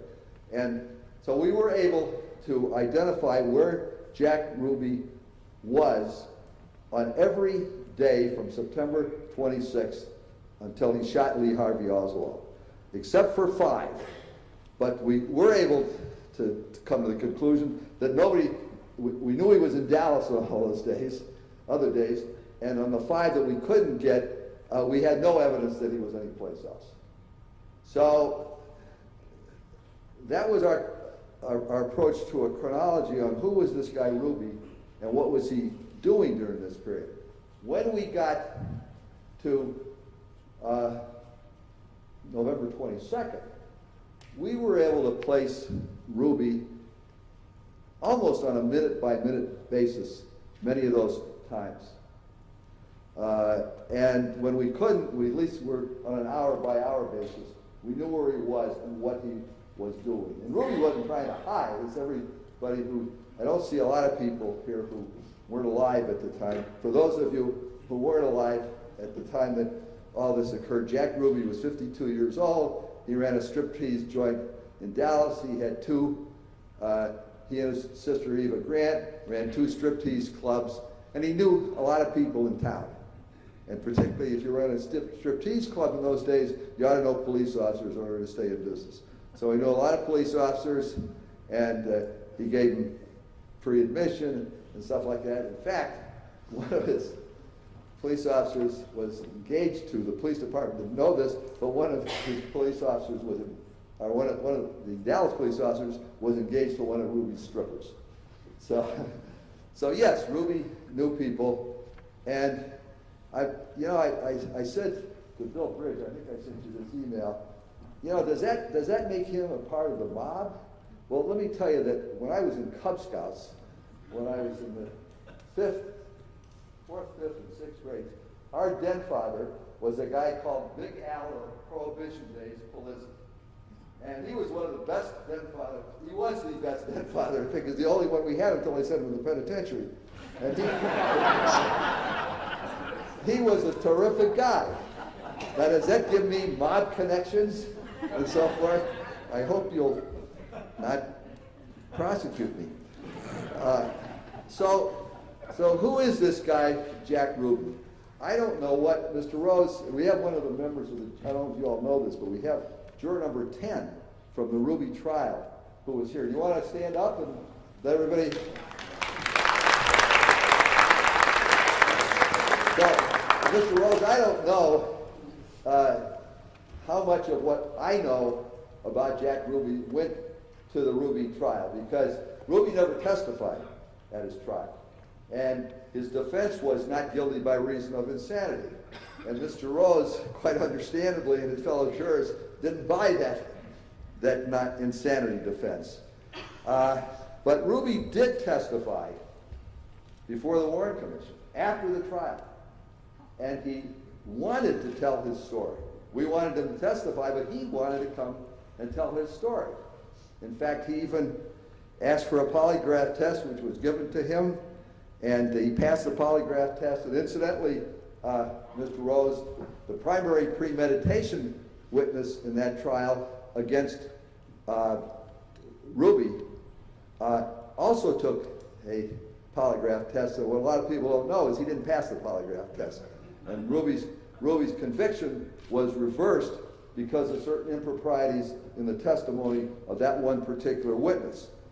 Okay, so what did Ruby testify to? Chief Justice Warren took his testimony. I want to read some of it to you. Here's what he said. Sunday morning, I saw a letter to little Caroline, 2 columns, about a 16-inch area. Someone had written a letter to Caroline, the most heartbreaking letter.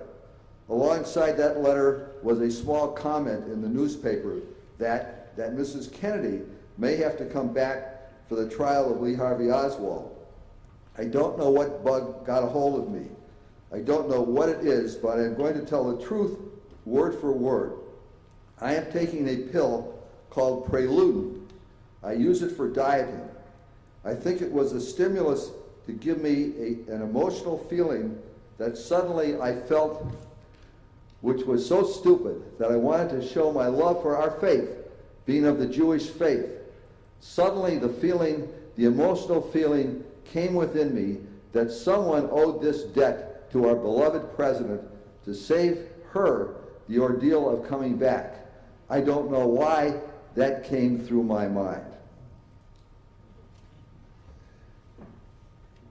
What I want to point out from that is that Ruby said that his Jewish faith is what was part of his reason for shooting Lee Harvey Oswald. And doesn't that sound like the most bizarre kind of thing? But it's not so bizarre. And let me tell you why. On the morning of November 22nd, which is the day that the president was shot, the Dallas Morning News carried a full-page, black-bordered advertisement, critical in a subtle way of President Kennedy.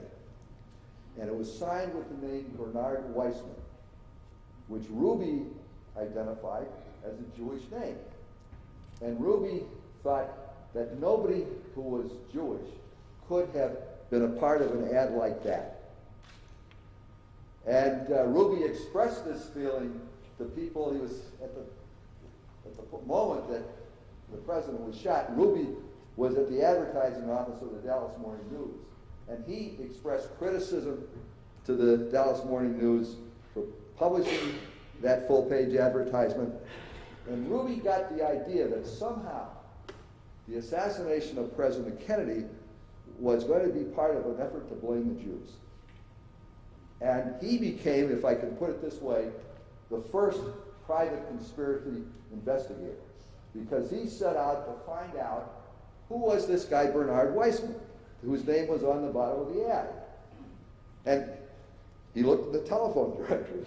He couldn't find Weissman's name in the telephone directory. And so the Jewish community in those days in Dallas wasn't that big. And as it is in most communities, you know, people know each other in the Jewish community. And he didn't know this guy Weissman. He went to services, it was Friday night, he went to services, he asked his rabbi if he'd ever heard of Weissman. The rabbi had never heard of Weissman. So he became convinced that this assassination was going to be blamed on the Jews. So then he begins to really start his search. And to do this, having been an experienced striptease club operator, he knew the way to get information was to make friends with people. So he goes out and buys 10 corned beef sandwiches to take to the Dallas police station. And he takes these corned beef sandwiches to the Dallas police station, and by the time he got there, which was quite a bit after dinner time, these guys had all eaten. So he has these 10 corned beef sandwiches.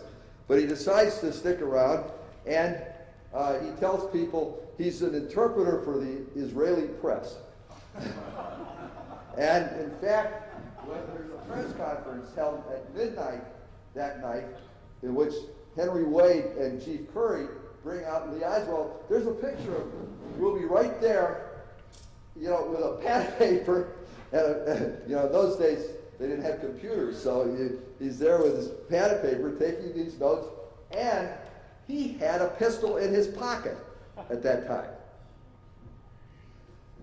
Well, his next thing, which I'm going to share with you here, is that he somehow decides that the billboard, there's a billboard on one of the Dallas streets, freeways, big Impeach Earl Warren billboard. Some of you may remember those. And so he goes out, he wakes at about 3 o'clock in the morning. He wakes his roommate, a guy by the name of George Senator, gets him to come out because he wants to go out and take a photograph of this billboard. He then goes down to his nightclub, the Carousel Club. He gets this guy who's taking care of his dogs. Ruby was a great dog lover. He owned 7 dogs. And they go out to take a picture at about 4:30 in the morning of this Impeach Earl Warren billboard, because he thinks that's somehow connected with the Weissman ad and the assassination. And then he notes the post office box that's on this billboard. Then he goes with George Senator and Larry Crayford to the Dallas post office and tries to route somebody up there who will tell him who owns this post office box down there. Okay. Fast forward. It's Sunday morning. At about 9:30 Sunday morning, he gets a telephone call from one of his strippers who lived in Fort Worth. Her name was Little Lynn. And Little Lynn had not been paid that weekend because Ruby had closed his nightclubs. And her landlord was pressing her for money, and she needed money for food. So Ruby said, okay, I'm going to go downtown, because he was still trying to find out what was happening with this assassination and Oswald and so forth. So he goes to the Western Union office, which is 1 block from where Oswald is being held by the Dallas police, and he stands in line, gives them $25, sends a Western Union money order to Little Lynn, and 4 minutes before he shoots Oswald, he's there at the Western Union office. Now, if this was a planned conspiratorial shooting, you got to think about this a little bit. In addition, I should tell you that in this trip down to the Western Union office, he brought his favorite dog, Sheba, and left the dog in the car in the parking lot. You know, you'll have to decide the answer to this question yourself, but I'll tell you what the decision was of Jack Revel, who was a Dallas police officer who basically was in charge of looking after organized crime in Dallas. And when Jack Revel testified before the House Select Committee on Assassinations, that was one that I think Howard referred to here, that conducted its investigation in 1976, Jack Ruby was asked the question about whether Ruby was involved with organized crime. And here's his answer. If Jack Ruby was a member of organized crime needs a new HR director. Thank you very much.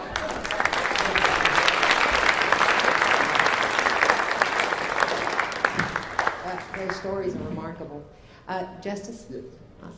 Those stories are remarkable. Remarkable. You know, over the last 49 years, once in a while I give a little talk about the Warren Commission, and usually on some anniversary, and it sort of reminds me, my father, who was Justice Stanley Mosk in the California Supreme Court, once gave a commencement address at USC, and after he gave his address, a student's mother came gushing down and said, "Oh, Justice Mosk, every speech you give is better than the next one." I was after graduating law school, I was one of the few people who ended up in the military at that time, because I was a little bit younger, and I was languishing out at Amarillo Air Force Base. And that's the time when the assassination took place.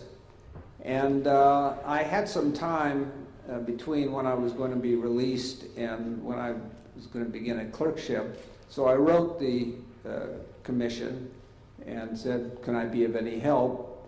And ultimately, they accepted.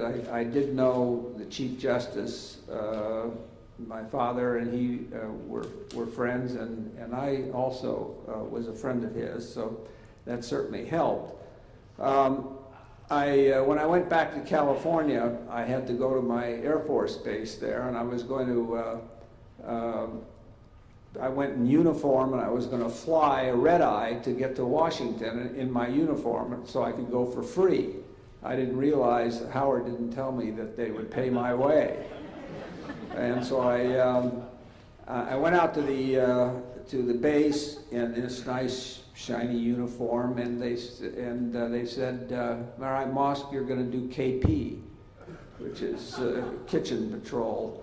And not only that, I had to do pots and pans.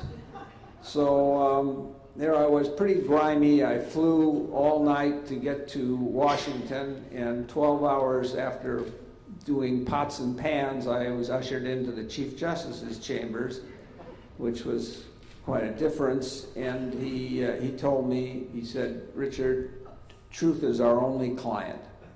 And I think that was his motto, and that was the motto of all of us.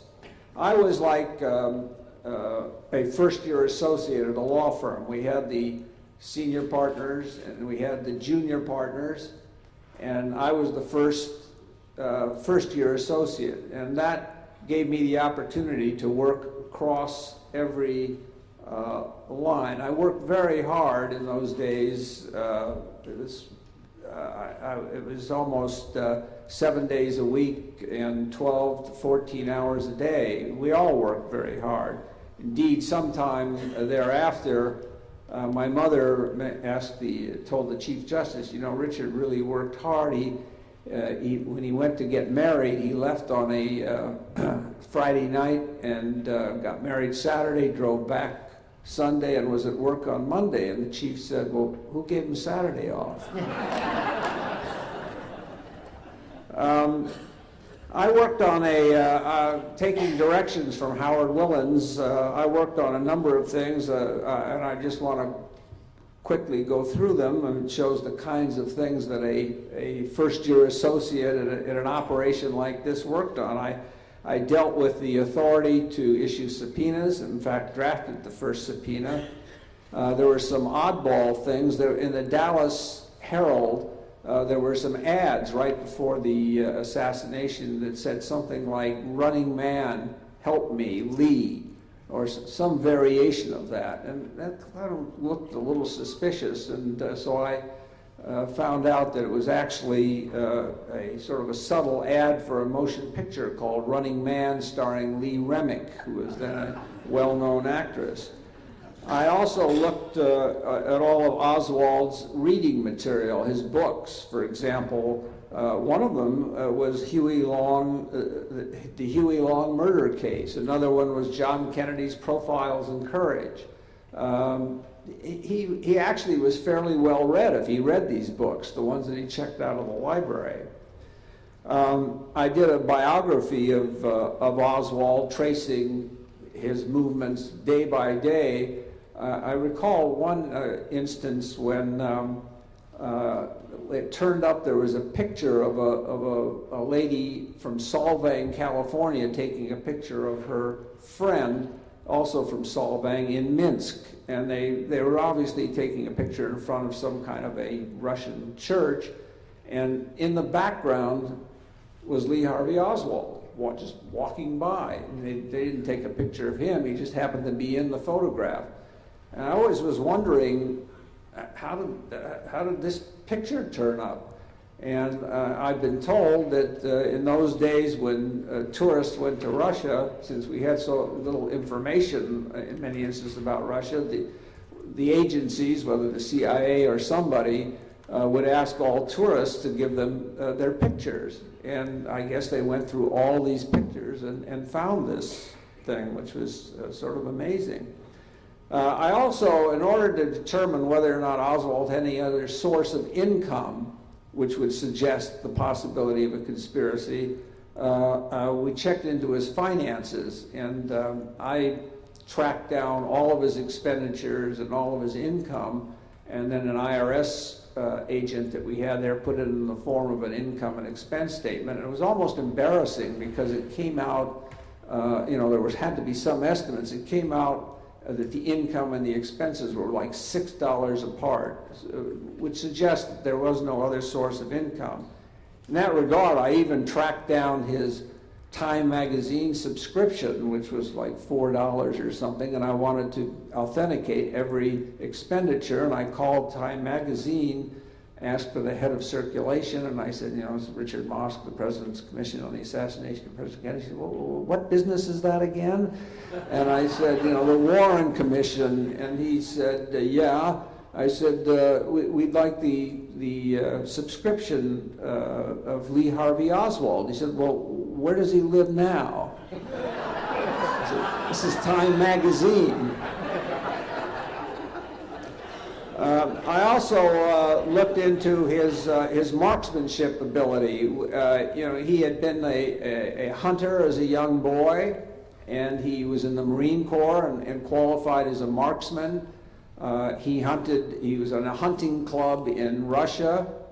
When he came back to the United States, he had this rifle, and he used to go out and, according to his wife, and practice. And those of you who live in Dallas can see it was a relatively easy shot. Even I, with my limited military background, I think could master that.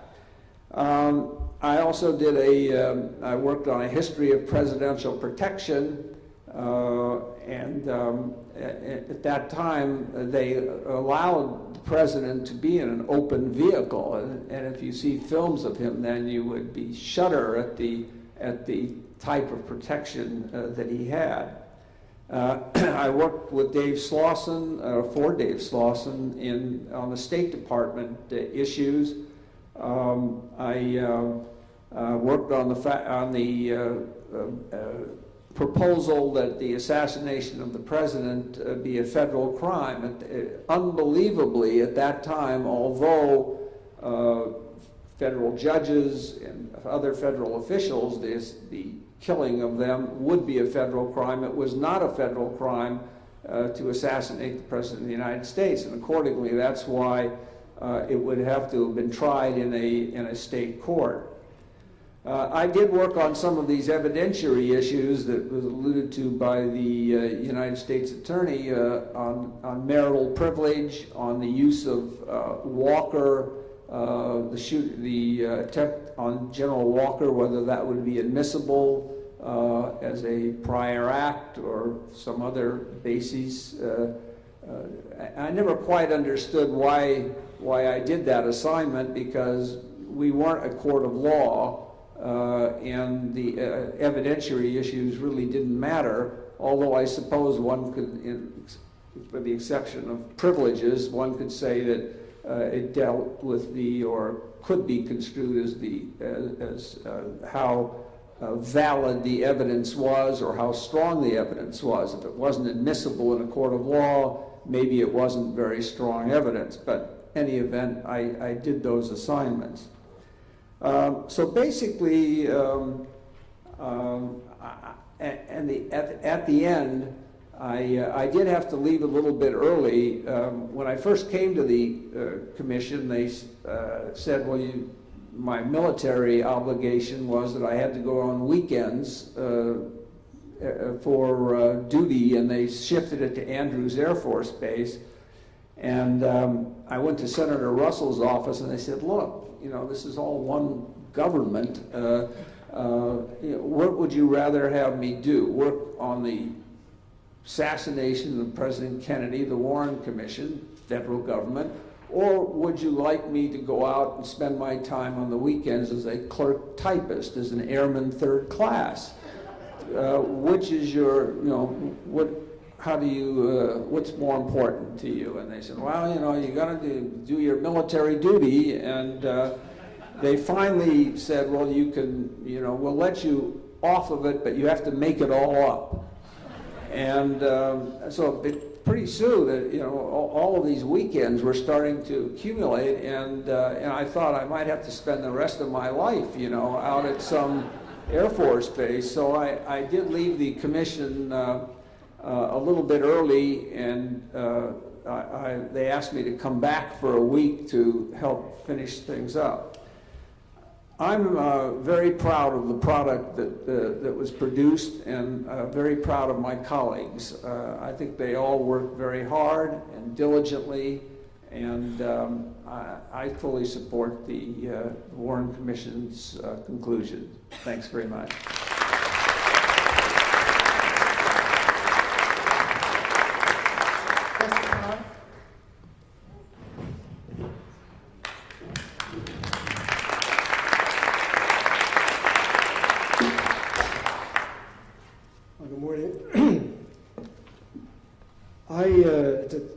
In 1963, having completed my year of clerkship, I was working as a so-called special assistant in the criminal division of the Justice Department of Washington.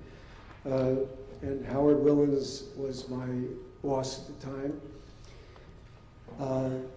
Like just about everybody else who was alive at that time, I can remember very clearly learning of the shooting of the president, because at that time I was sitting in the office with Howard and with his boss, head of the criminal division, and we received word that the president had been shot. And I was the youngest member. I was dispatched to the library to find out what the basis of federal jurisdiction is and what the federal crime was and what the basis for the federal government to take charge of the matter was. And as Richard just mentioned to you, the answer, which I quickly learned, was that there really was no federal jurisdiction. It was not at the time a crime to shoot the president. And I don't know, those of you who have seen the Parkland movie or read about what's in that movie, you remember the confrontation that took place between federal officials and the state officials as to the ability to remove the president's body. I'm not really sure whether my advice to Howard and his boss had reached them down there at the time, but certainly the feeling was that the circumstances were grave enough that the federal government was going to take it over, despite the fact that it was not then, there really wasn't a basis for federal jurisdiction. After the shooting of Oswald and the formation of the commission, Howard, as he indicated, became initially the emissary between the Justice Department and the commission, and he asked me to join him over there and to work with the commission. And as a reflection of my own poor judgment, at the time, one of the deals I had struck when I had agreed to work in the criminal division was that they were going to promise to send me over to the U.S. Attorney's Office to give me an opportunity to actually try a number of criminal cases. And I was just scheduled to do that. And so when Howard asked me to join him initially, I said, no, I was going to hold him to his word. And I went over and I tried street crimes in the U.S. Attorney's Office for several months. When that period ended, I had a few convictions under my belt. I came back and Howard contacted me again, and I was, I think, loaned from the Justice Department to the commission and worked there on the staff until its work was completed. And I will say that of all the things I had done before, all the things I have done since, never has there been a more intense period of work in my personal life. It was 24/7, 7 days a week, not all that much sleep, long hours. It was a task that was taken very seriously and with a group of colleagues who were equally devoted, conscientious. By the time I got there, the conclusions, the basic conclusions, were pretty much clear. There was not any real doubt on anybody's mind as to the ultimate conclusion, but there were things to pin down. And my task, actually, I was involved primarily in the writing of portions of the report, reorganizing, editing, writing. But the instruction that I received, I recall very clearly when I got there, was in putting these things down in writing. It was essential to go back and be sure that everything was documented and pinned down, and wherever you found any gaps, something was missing, to initiate follow-up investigation to pin down whatever was missing. And we did that. In fact, one of the sort of humorous things I recall is one of the things that was mentioned, one of the felt important, was tracing the travels of Oswald when he traveled down to Mexico City, and to try to be sure that he hadn't come in contact with other people who might have been involved in some way. And it had been reported that he had been seen on this bus eating bananas.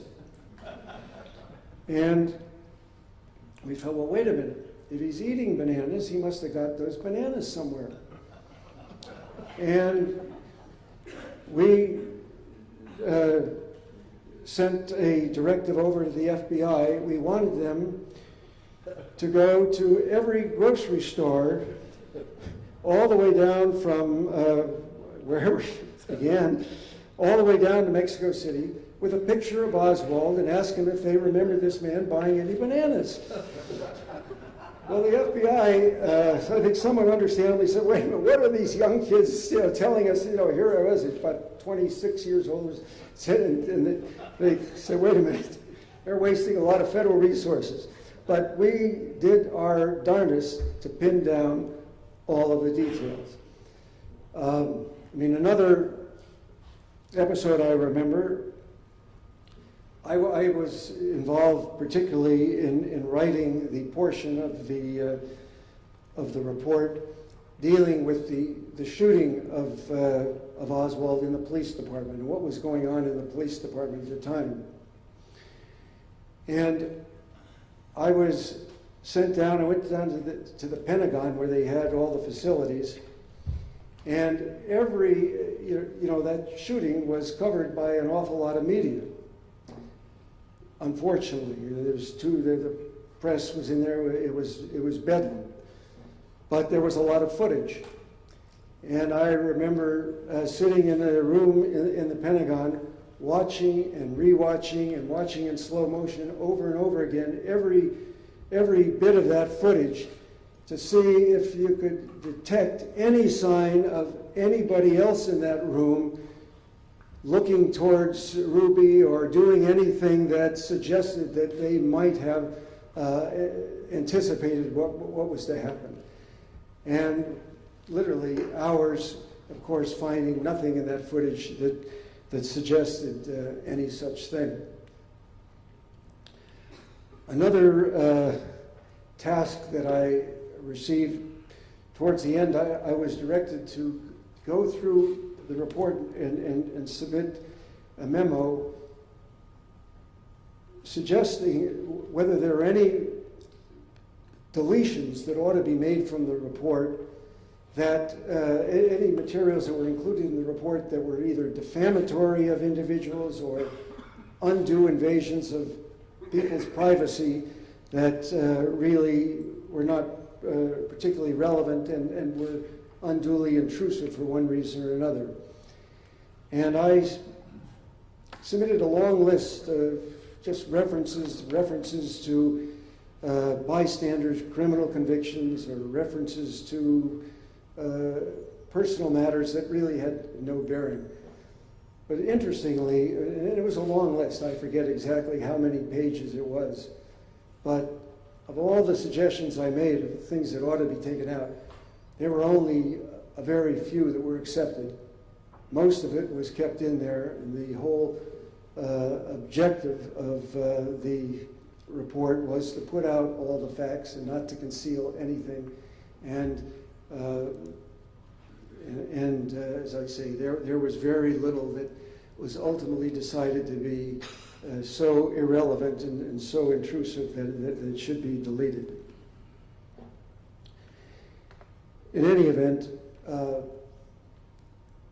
having spent that time, in the years since, I was involved in a number of trials as both as a lawyer and then later as a judge, and comparing the work that goes into any trial, whether it's a criminal prosecution or any other kind of trial, in which lots of lawyers do a lot of work.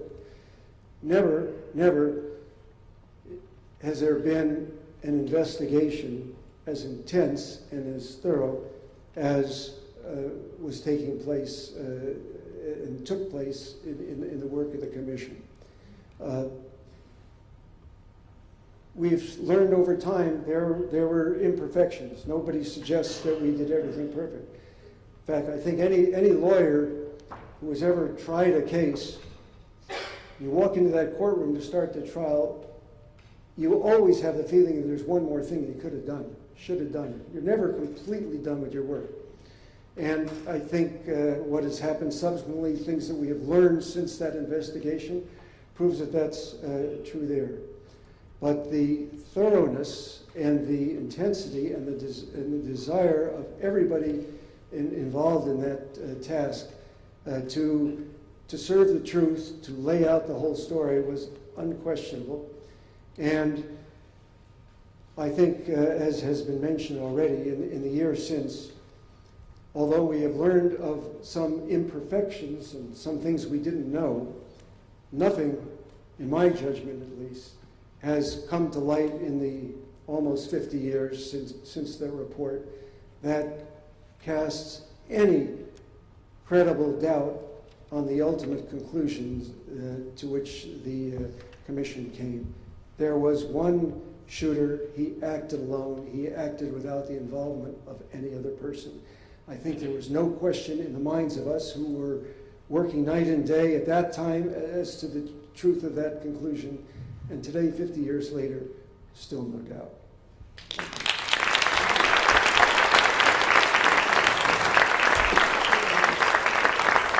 Thank you so much. It's been my privilege to do nothing here today, but to enjoy all of this conversation. I do want to share with you, because Judge Sanders, the United States Attorney, the Chief Federal Law Enforcement in North Texas at the time, is not here as a sixth panelist to share his experiences at the time.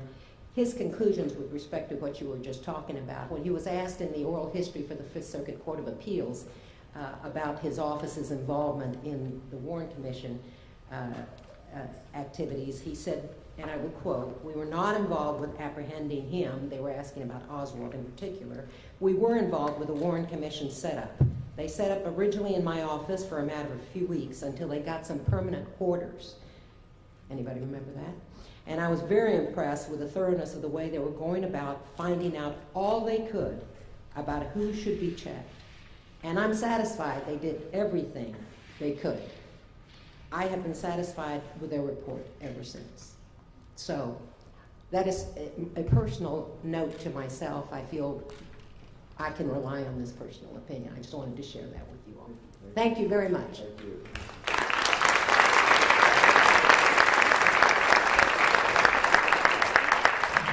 Ladies and gentlemen, welcome back. After what I think was an extraordinary first session and a truncated break, for which I apologize, we're going to begin the second session with 5 additional panelists. And our transitional panelist is actually Jay Vogelson, who has a foot in both camps. Jay was also a staff member on the Warren Commission and is a Dallas lawyer. And so Jay will begin with, similar to the first panel, a description of his experience with the commission. And then I'm asking the second panel to do 2 things. One is that they have collated and organized the questions, but they also come at the questions for members of the commission staff from their own individual areas of expertise.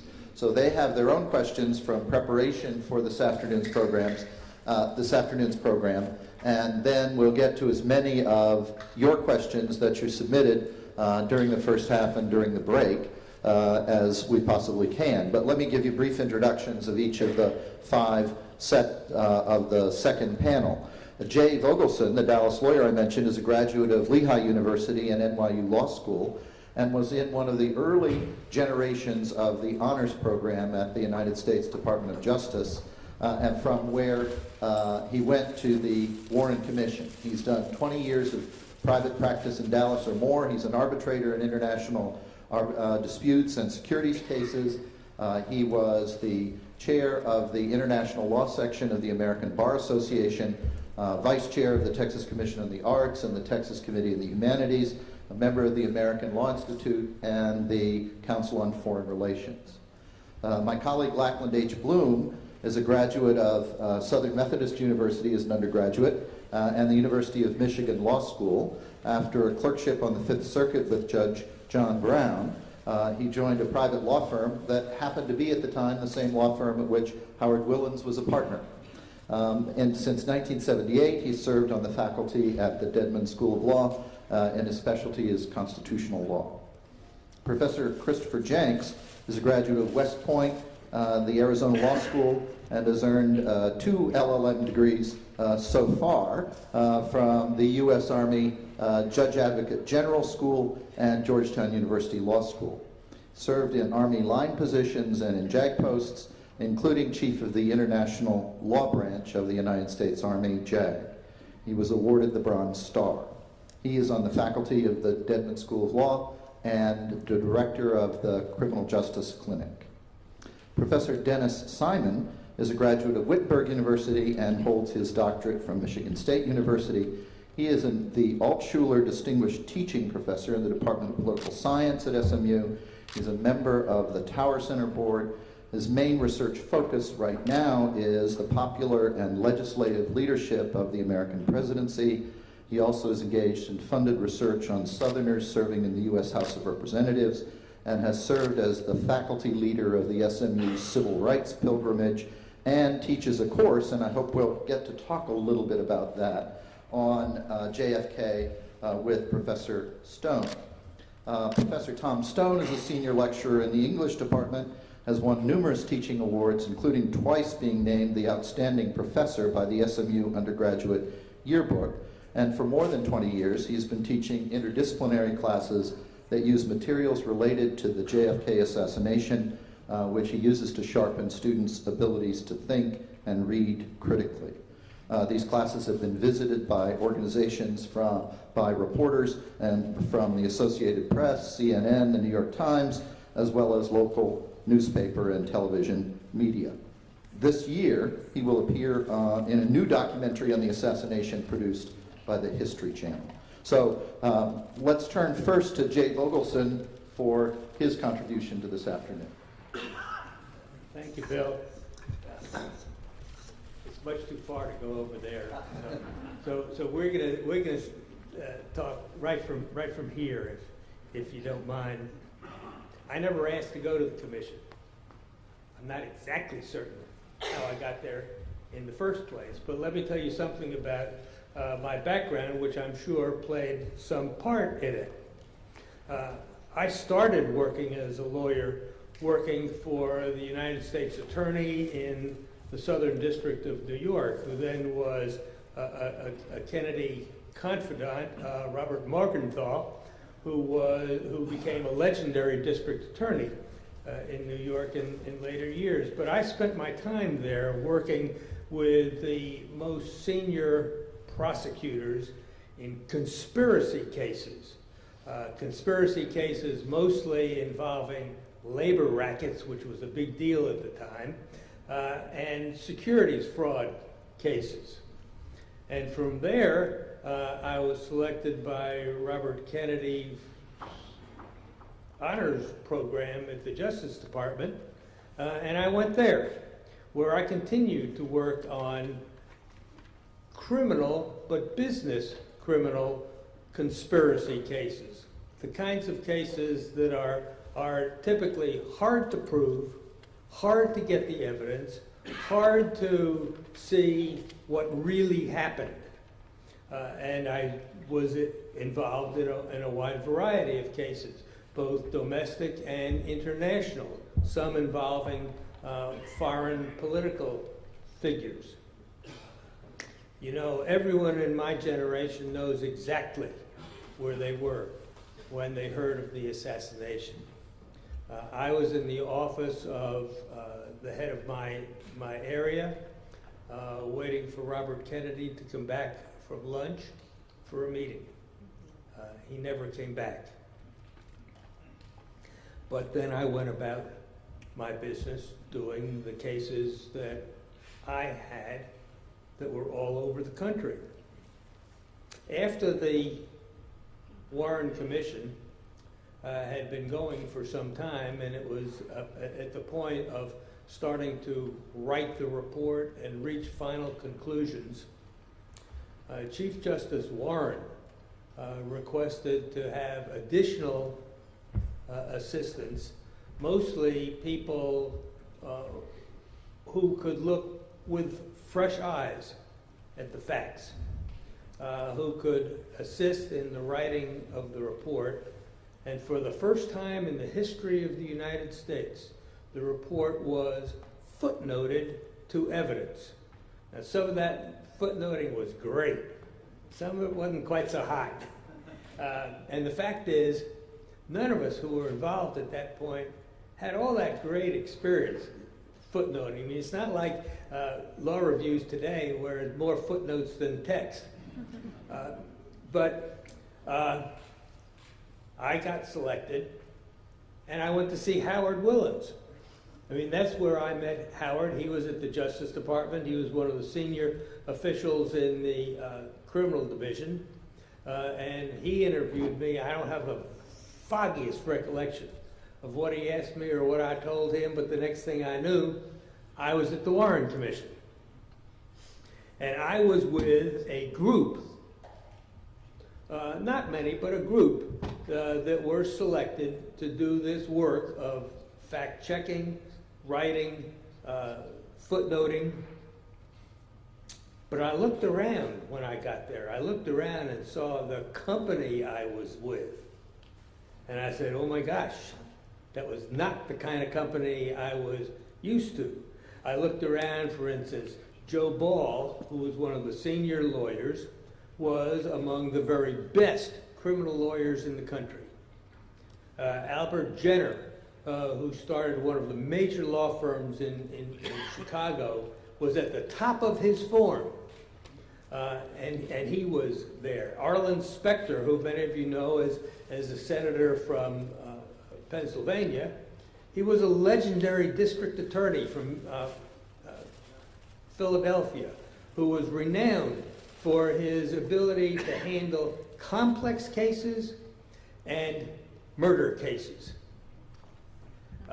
And Norman Redlich. I mentioned Norman Redlich because he is the person who I was assigned to work with. I knew Norman Redlich in law school. He taught tax law. He was one of those guys who knew the tax code by memory. He could fix one little corner here to another corner there, and he had it straight. And when I got picked to work with him, I said, finally, I passed tax law.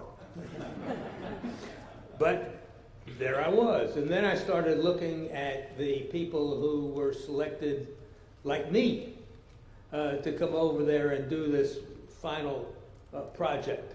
If you look at the Warren Report, there's a section in the back that says acknowledgments. The Commission acknowledges with thanks the following people who gave a helping hand. Well, among those, if you look at the list, you'll see names you recognize today. But among those was Stephen Breyer, who is now a member of the U.S. Supreme Court. And there were a number of others of that time. And if you looked on the mid-level commission staff, besides these great fellas, there were a bunch of others, one of whom was John Hart Ely, who was one of the great scholars of the law of our time. So what did we do? How did we do it? We started by reading virtually every piece of evidence, all the depositions, all the statements, all the physical evidence that was in the area that we were functioning in.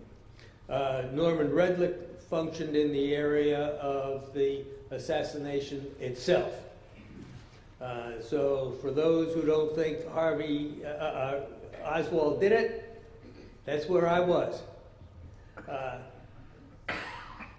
I don't have any doubt at all that Oswald did it and was a lone gunman. And the reason that I don't is because I saw things that in ways that the general public never saw, never would see.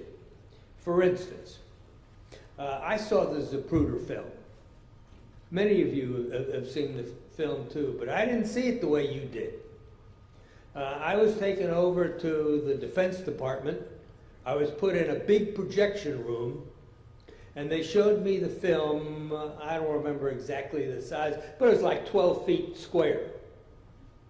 And they showed it to me in the normal speed. They showed it to me in various slower speeds. I saw it in various faster speeds, and I saw it frame by frame, as slow or as fast as I wanted to see it. You know, the old days you used to see cartoons that were on little cards, and you'd flip them and you'd see it. Well, that's sort of the way I saw it, but it went exactly the way I wanted to see it. And seeing it that way, you cannot conclude that Oswald was the shooter, was a sole shooter, and there was no shot coming from the grassy knoll. It's just there in front of your nose. And so we took this evidence and we helped write. But as we did that, we were always looking for, is there something else? Is there something that's overlooked? We were not the initial writers. The initial writers were the higher staff. We were sort of like the reviewers. But in reviewing it, I mean, this is a 24/7 job that took 3 or 4 months to do. We could see what the evidence was, and we started footnoting it. And in footnoting it, we were not looking for not just the evidence that supported the fact statements, but we were looking for evidence that was to the contrary, or that watered it down. And like I say, some of it was done great, some of it there was some inexperience in doing it, but in the main, the conclusions themselves are as clear as can be. I mean, there can be things that were not known then, but I heard Jim Lehrer interviewed the other day. He's got a new book out, and it's called Top Down, and it's a fictional book, but it's fictional about the Secret Service agent who made the decision to take the bubble off the car. And he was asked about a conspiracy. And his conclusion, which really is my conclusion too, is, well, I don't know, maybe not, but I've been waiting 50 years for a deathbed confession. Haven't had one yet. Thank you.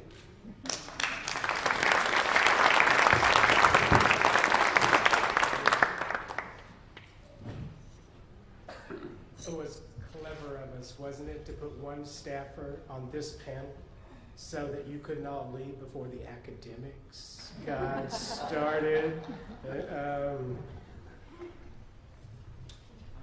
It's my understanding that no one on the commission or the staff inspected the autopsy x-rays and photos. Is that correct? If it is correct, why didn't that happen? And if it didn't, in retrospect, do you think that was a mistake? Any of you? Let me answer that. You're incorrect with your initial premise. The autopsy, x-rays, and photographs were seen by the Chief Justice. This was the subject of conversation with the Attorney General and the Deputy Attorney General, in which I participated.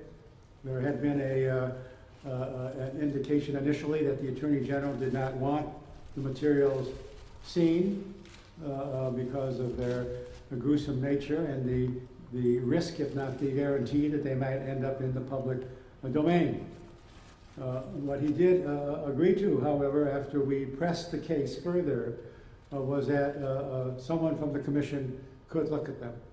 The Chief Justice did this under careful scrutiny with a custodian in his chambers as he was reviewing the pictures. And the Chief Justice reported subsequently to Lee Rankin and to the other members of the commission that the pictures were so gruesome that he did not think they should be seen by anybody else or made public. And one of the reasons that the inquiry ended there refers to what I reported earlier, and that was the Chief Justice's impromptu remark that raised a question about whether the commission would make public the materials on which it relied. And the Chief Justice was of the view that if the commission, and particularly the staff, looked at these materials, they would necessarily have to be made public. In fact, what the staff wanted was to have access to the materials so that one or two of the testifying autopsy doctors would have those materials with them when they testified before the commission. And it was, that would have been very advantageous, and in retrospect it was a mistake not to enable those materials to be used by at least one of the autopsy doctors, so that the attorney in charge, which happened to be our inspector, would ask the doctor, after he looks at the autopsy photos and x-rays, after viewing these materials, doctor, is there any aspect of your previous testimony that you would like to change?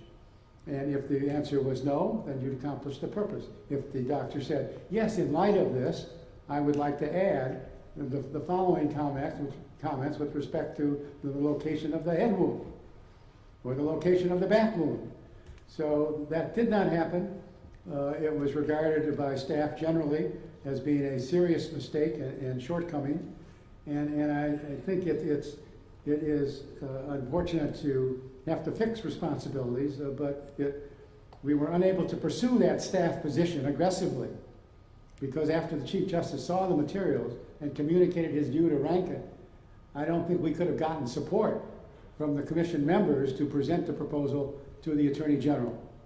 Whether if we had such a proposal, if we were able to get the support of the Deputy Attorney General and the head of the criminal division, would the Attorney General have agreed? It would have been a long shot at that, but it's too bad that it wasn't made. Thank you. Do you guys want to add anything to that? A question for Howard. Isn't two things? One, isn't it a fact that later, some years later, those photos were released and exploited in some fashion? And two, at some subsequent investigation, some physicians did see the autopsy photos and confirmed the conclusions of the Warren report in that regard. Am I correct? It's my understanding that the House Select Committee medical panel saw all of that stuff, and they did, in fact, affirm your original conclusions. I'd like to ask you, Mr. why do you think that's important? Why do you ask the question? Because I think that there are reasons associated with the process of the investigation that have contributed to the public's lack of faith in those conclusions. And I'm thinking in particular of the drawing that attempts to reconcile the entry wound at the base of the skull with the exit wound here by showing Kennedy with his chin on his chest. And once the Zapruder film became public, it was clear that that was not the case. I don't think it changes conclusions. It's about public awareness, and I'm curious about the process. So your question really has to do with public relations, not whether, in fact, the conclusions of the autopsy physicians and the commission were correct. I accept the conclusions, especially of the House Select Committee medical panel, because they did have access to that material. And I think as men who have lived for 50 years with the impact on your lives of being disbelieved, I would challenge the rather dismissive phrase public relations. I think these things matter, and I think they matter to you. Well, let me stay with this with you if I can. Because if you do accept the fact that the conclusions about the head wounds and whatnot that the autopsy people rendered were correct, then why keep this issue for a knowledgeable person like you? Why keep this public relations issue alive? It's alive whether I say anything about it or not. Well, and I'm interested. I learned from the response something about the process by which this decision was made, and there seems to be general agreement that it was not the best possible decision. I don't think that that does anyone any harm to acknowledge that there were aspects of this investigation beyond y'all's control, and they have influenced the public reception of your conclusion. You know, with respect to the entry wound from the back, the exit wound in the front, is your notion that they don't line up in some?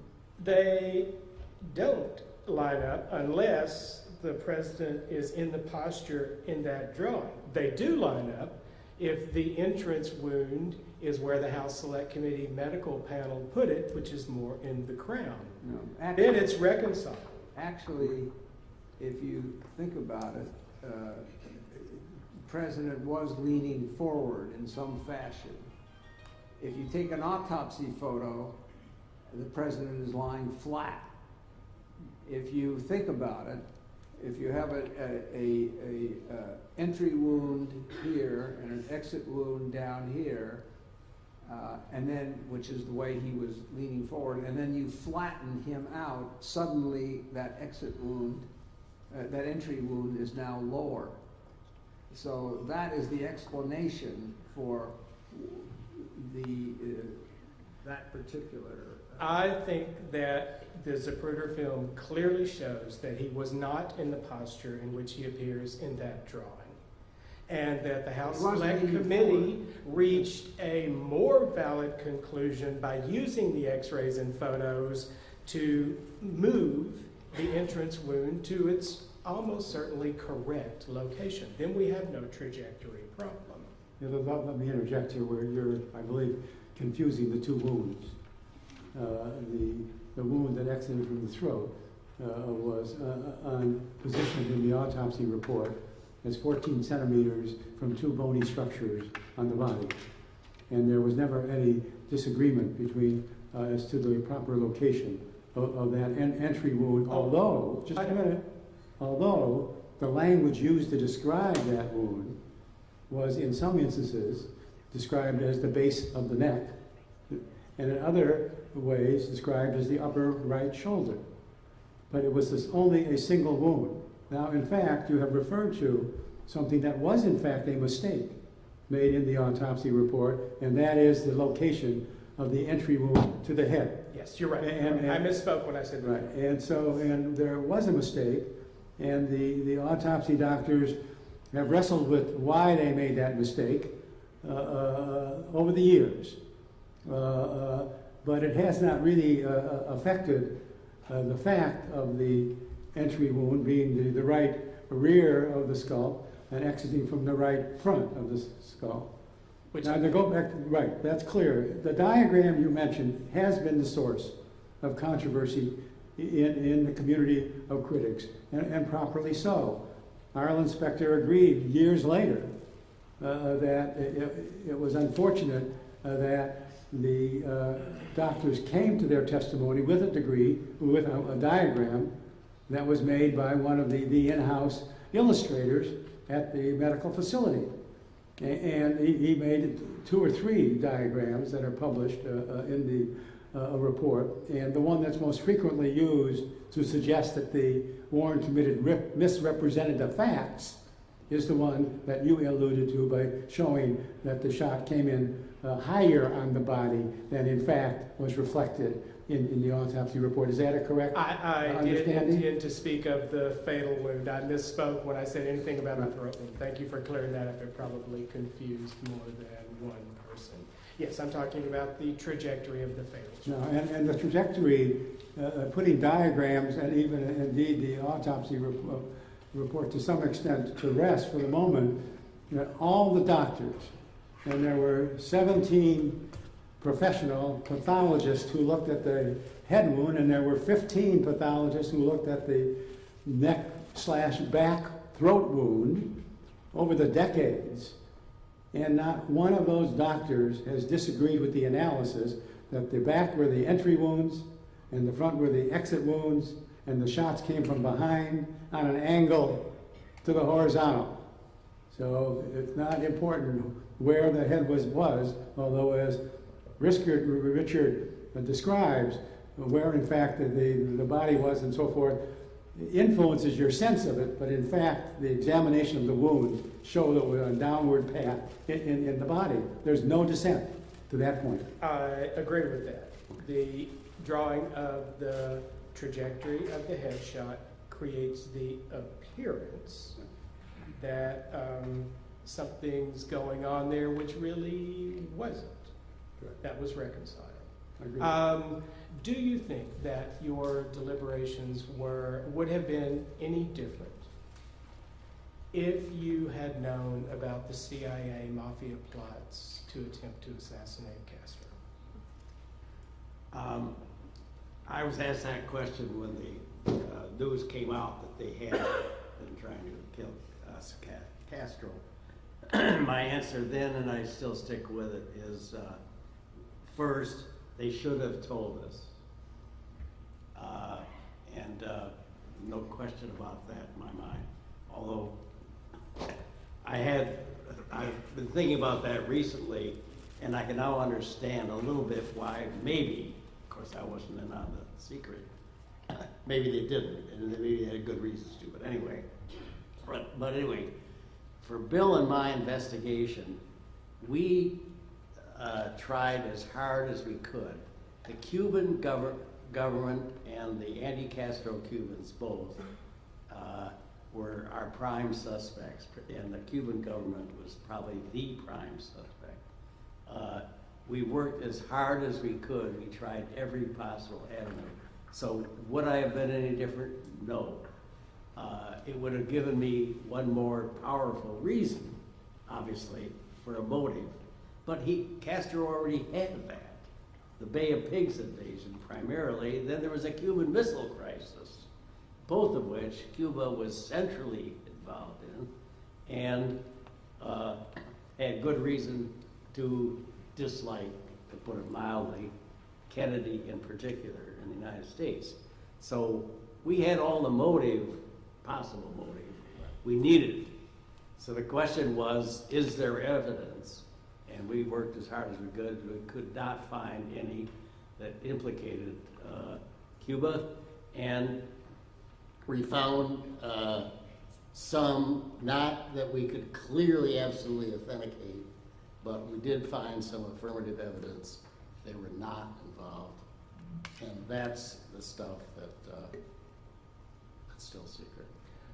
Are you satisfied with the CIA's explanations for the lingering mysteries about Mexico City, particularly why there are no surveillance camera photos of Oswald, though we know he entered those embassies?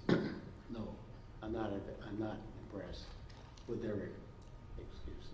Thank you for your candor. Let me pick up on your first question. Could I read one quotation of yours that might speak to this? Please. You are quoted in... Well, let me give you my position and you can cross-examine. Okay, all right. David and I would have been in quite a battle within the commission on this issue. And I would have enlisted, if I could, a much more aggressive advocate, Jim Liebler, on this. I think I would have pushed strenuously for further investigation. The relevance that I see to this is not whether the Cuban government or somebody recruited by the Cuban government was likely to retaliate, because I think on that one, if you think in a realistic way, it's ridiculous to think about that. Where I would have pushed would be to elevate the significance of Castro's statement in early September that of his awareness that the CIA, the American government, was trying to kill him, assassinate him. And we have every reason to expect that Oswald knew about that statement. He listened to Havana radio pretty faithfully, the English language broadcasts from that, which carried that information. And the New Orleans Times-Picayune reported it. He was an avid newspaper reader. So I would have looked upon this as a factor, his being heavily preoccupied with the thought that we were trying to assassinate Castro. That is, Oswald's being concerned with the fact that we were trying to assassinate Castro as a motivating factor for Oswald on his own to justify what he was doing. My own personal belief is that Oswald didn't think he was committing any illegal act, because that was the way international affairs were being conducted, apparently, in those days. So I would have pushed very hard on this issue. And I would have lost probably, because once we came to know that our CIA was trying to assassinate Castro, wow, how do we deal with that? Yeah. What do we say? Do we go? I don't think we could have in any way have reported that in that volume that's sitting there in the end of the table. I think there were other ways. Perhaps we would have dealt with it. Go to the president. God knows what. So I would have pushed very hard for continue. And so I would have also pursued Marina with the question of whether she had any recollection about her husband's having been aware. We don't know. We don't have any direct evidence that Oswald knew about the New Orleans Times-Picayune report or what was on Havana radio. We're drawing inferences from that. So the only person who would have known about whether he was aware of this would have been Maria. So I would have pushed on this. I think I probably would have lost. No, you wouldn't, I don't think. Would you have been on my side? Lieber would have. Yeah, I'd be on your side, but that's a question of motive. I mean, Right. that's not a question of conspiracy, that's a question of motive by Oswald. Right. And frankly, I think that it was very interesting, it would have been, but it was superfluous. He killed the guy, for God's sakes. What more motive do you need? I mean, what proof do you need that he did it? And there's no question, in my mind at least, from the work of Jim Lieber did, and that we shared all of that, that he thought he was killing someone that very badly treated Cuba. He had become a Castro worshiper almost. Right, So yeah, sure. But from my point of view, it doesn't make any difference on the conspiracy. You couldn't have pushed any harder to find a connection between Oswald That's right. and Cubans than Yeah. Now his motive, of course. Yeah. I agree with David. Also, if the president, Johnson, that is, by this time, who I assume must have known by what the CIA had done. I can't imagine them doing this without the approval of the president. Had made the whole thing public. That's what should have happened. In fact, as soon as the Kennedy was, not as soon as Kennedy, but anyway, at some point, first place, they never should have done it, I would say. But there was no way finally to keep it secret, I think. But if they had told us and said, but don't tell anybody, that would raise the problems that Bert just said. And that's among other things why I thought it would have created, it was impossible for them to deal with this. They wanted to keep it secret on the one hand. It was a shameful thing to have done. I think if it would have come out, if they had succeeded, the whole world would have thought much less of the United States. This moral, supposed country, they're not at war with this guy. Yes, they have lots of disagreements, and they kill him. I don't want to make this a Let me interrupt. I just want to make sure that the other three panel men get a chance to ask a question. Do I give them a chance? Yeah, go ahead. By the way, this is not, I probably went too far on that, giving my opinions on what I just done. Yeah, But no, I think it's quite clear on the fact it did not affect our investigation of the conspiracy. I'll stop and let my colleagues take over. Okay. Yeah. About 13 years ago, I had the privilege of participating at the Supreme Court of the United States in a conference between several of the Supreme Court justices of the United States and several Supreme Court justices of Russia. And the day before night before the conference, we took them out to dinner, the Prussian Supreme Court justices, at the Mayflower Hotel, and basically told them, you can ask us any question you want about the United States, the Constitution, the legal system, anything you're interested in. Now, not surprisingly, I suppose, the very first question was, who really killed Kennedy? And I don't remember what I said. One of my colleagues, who is a lot more quick-witted than I am, said what you should have said was, we thought you knew. I am satisfied, after having studied this for a long time, that in fact I do know. And it was Lee Harvey Oswald, and he acted alone. And I want to give a plug to two particular books. The first one is this, the report of the Warren Commission. It's very readable. I've read it in the last month. And that's the place to start. If you're interested in this subject and you haven't read this one-volume report of the Warren Commission, you really should. Because if you haven't, you're not educated on the subject. The other that I will give the plug to is Howard's book. I think it's an invaluable source on how the commission went about its business. I did have the privilege of, as Bill mentioned, of working in the same law firm with Howard. And in addition, I'd like to mention Sam Stern, who is also a member of the commission, and I can vouch for the brilliance and integrity of both of these men. And I agree with Howard that he could have titled this book, History Has Proven Us Right. Now the big question is, what do we mean by history?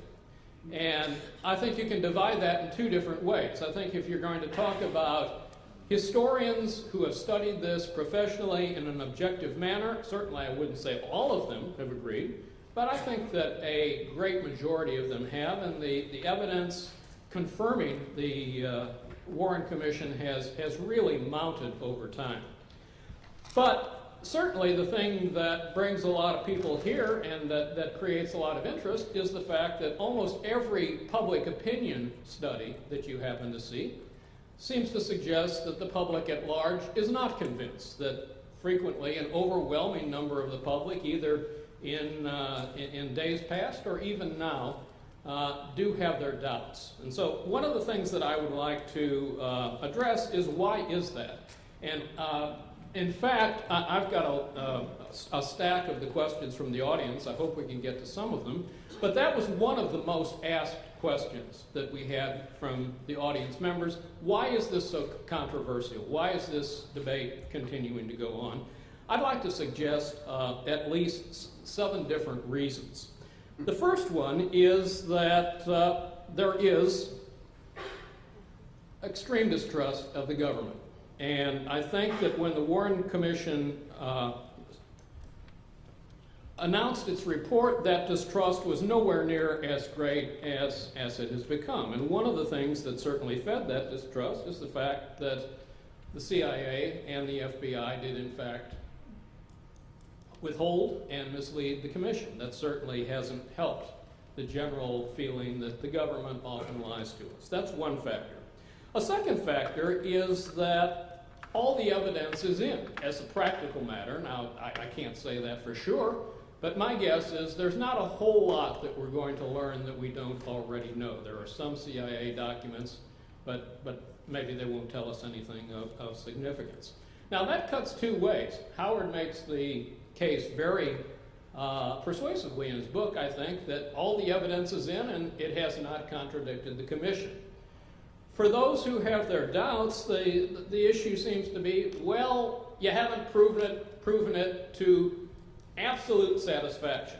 Now, as Howard points out, that's an impossible standard. You can't disprove a negative. You can't disprove there's no possibility of a conspiracy. And yet that's the standard that I think that a lot of people have out there. A third reason why I think that there is a controversy here is a lot of people have not really looked into it in depth. Most people have not read this book, the Warren Commission report, and it seems to me that's the obvious place to start.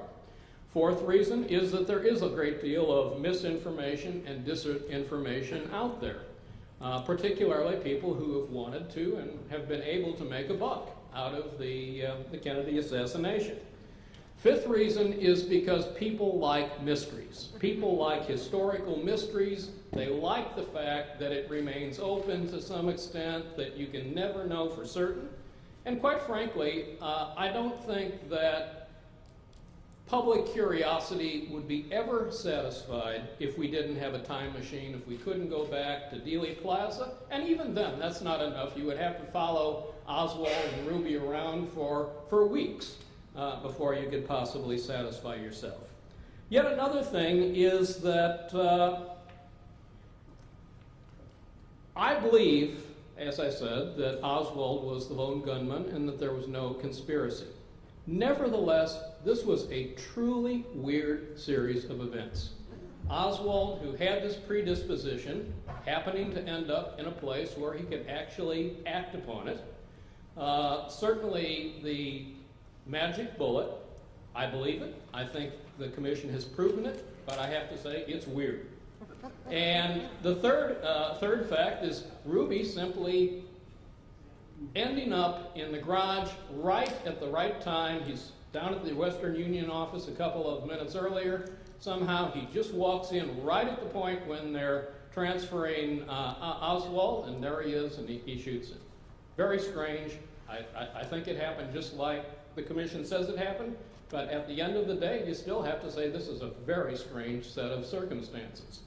Probably the other thing that keeps this discussion alive, and it's been the subject of the kind of the discussion so far, to a certain degree, is Oswald's very strange resume. Here he is off in the Soviet Union. He's going down to Mexico. He wants to go to Cuba. He's in New Orleans, where some of these mobsters are. If you want to build a conspiracy, even though no real connection has been made between Oswald and any of these possible groups, at least he was kind of like Forrest Gump. He was on the spot. And consequently, it doesn't take much to kind of, well, isn't it possible that, fill in the blanks. So because of all those factors, I mean, my conclusion is that this isn't going to go away anytime soon. I don't expect to see it going away in my lifetime. Now, what I would like to do, I do have some of the questions. In fact, one of the questions that was asked more than once from the audience was already discussed. It was about the autopsy reports. But let me pose the question that, and the second one I think we also got into, but this was as far as I can tell, the single most asked question from the audience. And that was, how do you react to the finding by the House committee that maybe there was a conspiracy? Obviously, you're convinced there wasn't. Well, I think that there is a considerable confusion among the public as to exactly what the House Select Committee concluded in its report of 1979. The House Committee had reached a decision to conclude that there was no conspiracy based on their 2 years of investigation of the eyewitness testimony, the ballistics, the medical testimony, and all the other factors that had influenced the commission also influenced the Select Committee to conclude as of early December 1978 that there had been no conspiracy.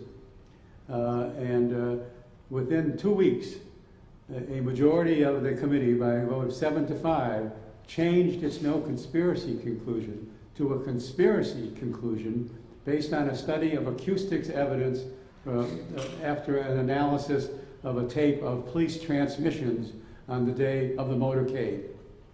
And the experts that were retained by the committee, after some reservation, experts testified that there were 4 shots instead of 3, and that 1 shot came from the grassy knoll. And at the time of the testimony that developed over the summer and the fall, the acoustics experts increased their level of certainty that there was a 4th shot and that it came from the grassy knoll to the point where they said they were 95% confident of that conclusion. So on the basis of that evidence, which had no support in eyewitness testimony, no support showing a second rifle. You've heard the routine, a fourth cartridge, a third bullet, or fourth bullet.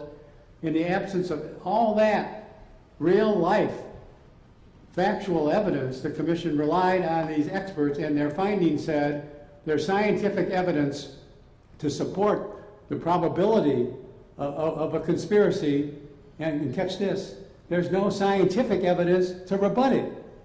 In other words, in their view, you could rebut scientific evidence only with non-scientific evidence, and they ignored, with that simple statement, the responsibility of trying to accommodate the conclusion that they were going to reach based on the acoustics evidence against all the real life evidence on which they'd reached their earlier decision. There was an aggressive staff. This committee had functioned for 2 years. They were embarrassed by the fact they were going to have to agree with the Warren Commission.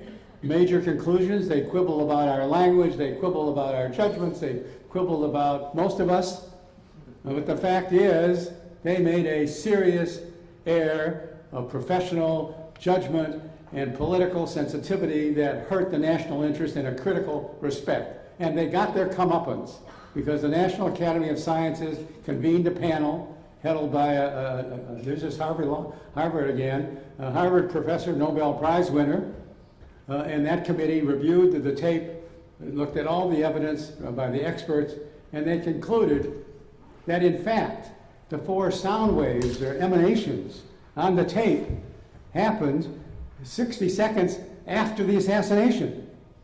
In other words, there was no foundation whatsoever for the conspiracy conclusion of the House Select Committee, and that somehow has gotten lost in the public domain. I had exchanges very recently reflecting exactly the question you put from this audience. How about their finding of a conspiracy? Their finding of a conspiracy was rebutted conclusively, and although there were numerous efforts to rehabilitate it among some of the more educated conspiracy theorists, it was reviewed again by the reconvened panel of experts in 2005, and they published an article saying we've looked at all the contrary analyses, they're all flawed, and we reinforce our initial finding. So in fact, there is no conspiracy finding by the Select Committee, and their excess in finding one, I think, was a blemish on as Mr. Vincent Bugliosi says, that it's a blemish on what was otherwise a very commendable, useful analysis of the facts. Also, the motorcycle policeman whose tape was used for this purpose wanted to testify and approached Robert Blakey, the general counsel, or I don't know what his exact title was, but he was the head lawyer for the Select Committee, and said, I wasn't in my motorcycle anywhere near the assassination when this tape was allegedly heard all these different things. And Blakey said, in effect, we don't need you. And they went ahead and reached their conclusion. I'd like to add, just as a general matter, at some point in a conspiracy, you got to say, who are we going to indict?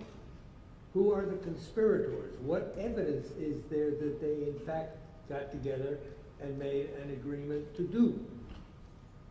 And after all these years, we're not anywhere near any of that. You know what? If I could back up Professor Bloom, I thought your list of reasons contributing to why has there been such distrust of the Commission's findings, which is indeed an intriguing question. Your answers, I think, are all to the point. One more that I would add, which strikes me as a mistake of the Chief Justice in connection with the issuance of the report.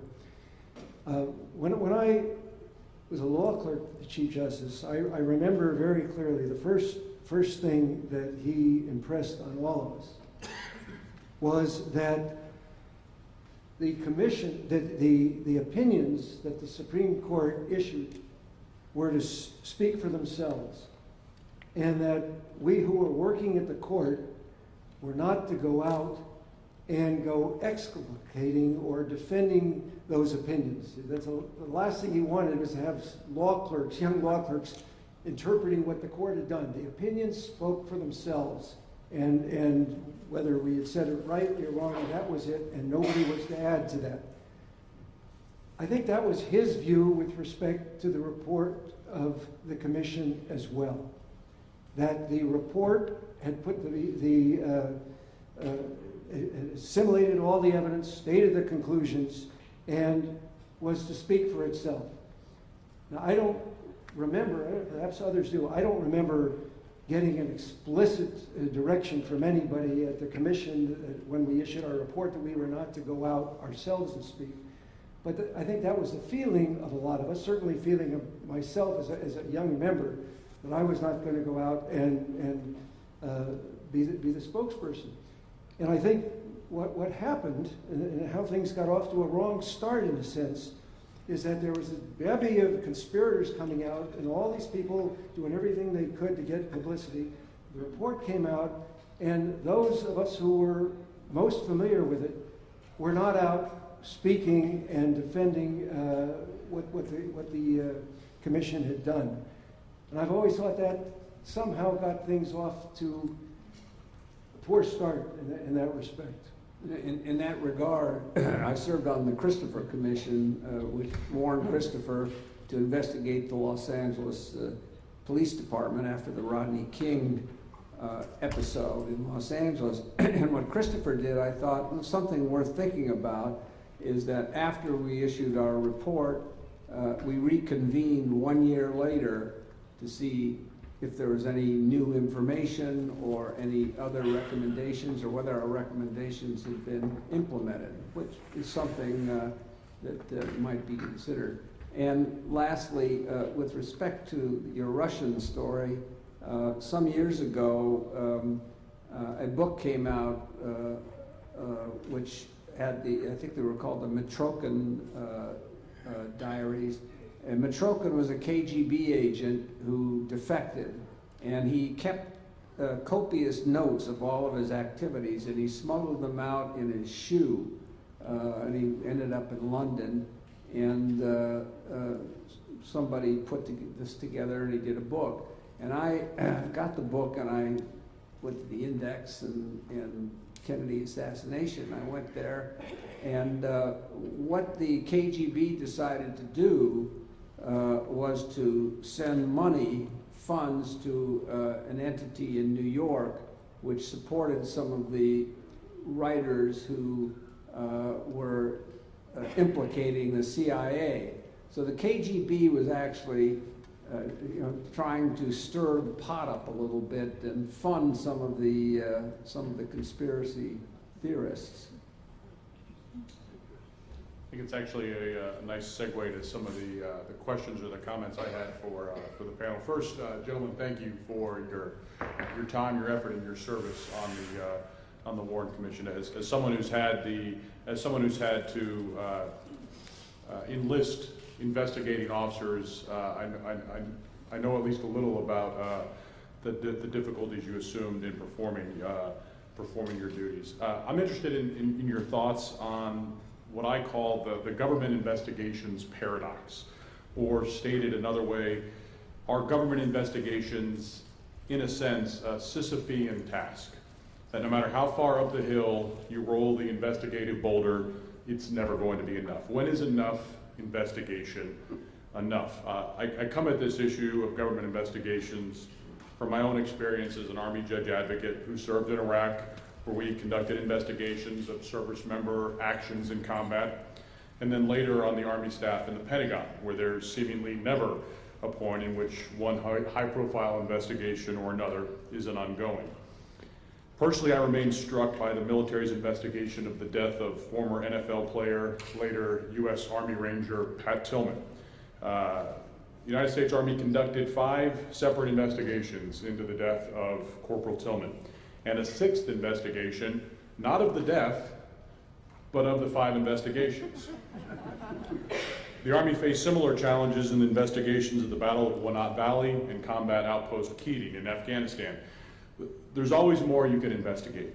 More people to be interviewed or re-interviewed, tests or reenactments that can be done. Indeed, I submit that the longer and more thorough an investigation, in a sense, the more Sisyphean the task becomes. You answer some questions, but invariably you raise other issues, real or perceived. If, as in the case of the Tillman investigation, you interview witnesses 5 times, you are on the one hand being very thorough. On the other hand, you are sowing the seeds for how the investigation will be criticized. As a former prosecutor, and I know many of you know this as well, if you tell me that a witness was interviewed 5 times over the course of a couple of years, what would be suspicious to me is if their memory and perception didn't change. What would be suspicious is 5 identical statements. Yet superficially, when you have inconsistencies in statements, it seems damning. And sometimes those inconsistencies can marshal a call for yet another investigation. Finally, I'd be curious in your thoughts. Investigations tend to confront a number of what I think we call cognitive biases. We're fortunate in the US. Most Americans will never know what it's like to be shot at, or to be around someone who has been shot, or what gunfire in an urban area sounds like. Having been shot at in an urban environment, specifically Mosul, Iraq, I would offer the audience that very disconcertingly, when you are being shot at in an urban environment, you do not have a clue from where you are being shot at. Indeed, it is only in the last 2 or 3 years that we have developed the technology that helps service members identify from where you're being shot at in an urban environment. I teach evidence, among other things, at the law school. And the first day of class this fall, I did a eyewitness perception exercise that I'm struck by perhaps its application to some of the work you did. The first day of class, I was explaining how the course will go, this is what the test will cover, and literally about the middle of the first class, I had one of our support staff come in, basically get in an argument with me, a verbal altercation, and then storm out. And then I immediately asked 98 eyewitnesses, who were no further away from this exchange than you are to me, to write down and describe what happened and the person involved. And I compiled those results and I displayed them for the class the next day. And in essence, the only point of agreement was that the person that had come in the room was a she. Everything else, there was amazingly wide variance. People sitting next to each other turning, how could you say she was wearing a black dress, she was wearing a blue dress, or age. So we are not the eyewitnesses that we think we are. And somewhat oddly, we know we're not the eyewitnesses that we think we are, but yet we continue to think that we are. So recognizing these seemingly implicit cognitive biases, that there are some people that you're not going to be able to reach, to persuade or convince, how did you identify the end point of your investigation into President Kennedy's assassination? How did you determine or know when is enough enough? In my case, I determined it simply that I couldn't think of anything else I and Bill Coleman could do. Now, that doesn't mean that I thought that every agency involved had done their work perfectly, but I thought, I've had it. I mean, this is it. I have done all I can.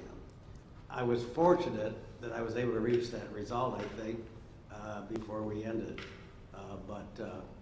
Anyway, that was that. And let me elaborate a little bit, not on me, but on my opinions.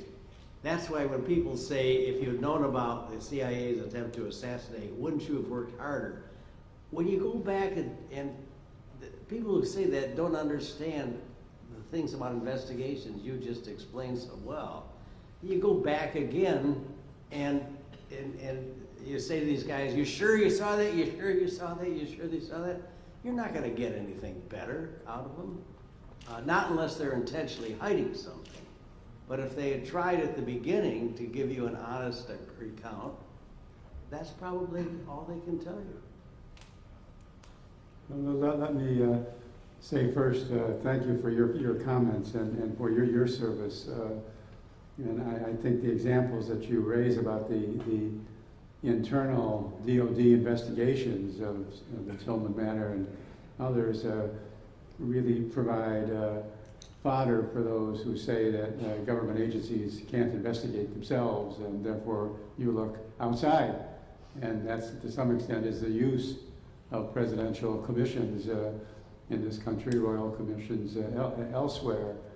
But the question you ask, I mean, is exactly right. Anybody who's been in private practice knows that when you're engaged in writing a brief or doing a discovery or working on a complicated constitutional issue, there comes a point at which you satisfy yourself that you may not have exhausted everything, but because of time restrictions or because of your own sense of what more remains to be done, that you've reached a point where enough is enough. And this was a consideration in which I was actively engaged in the last 6 weeks, I would say, of the Commission's investigation. And it was an issue that came up on frequent occasions because of the self-designation of one of our fellow staffers to be the gadfly of the Commission staff in the last weeks of its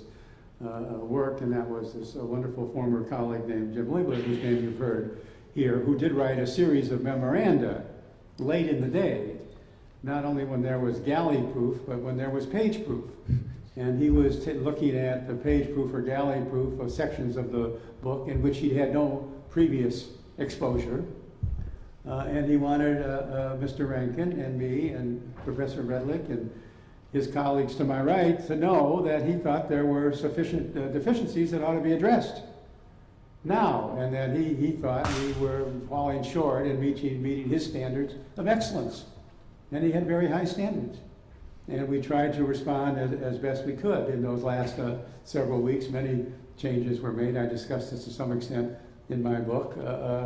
Sort of curious in the course of writing the book, well, to what extent did we really respond affirmatively to Jim's comments? And Jim ended up being a very close friend of mine and my wife's over the decades, and stayed with us on many occasions. And he was one of these people who was basically argumentative.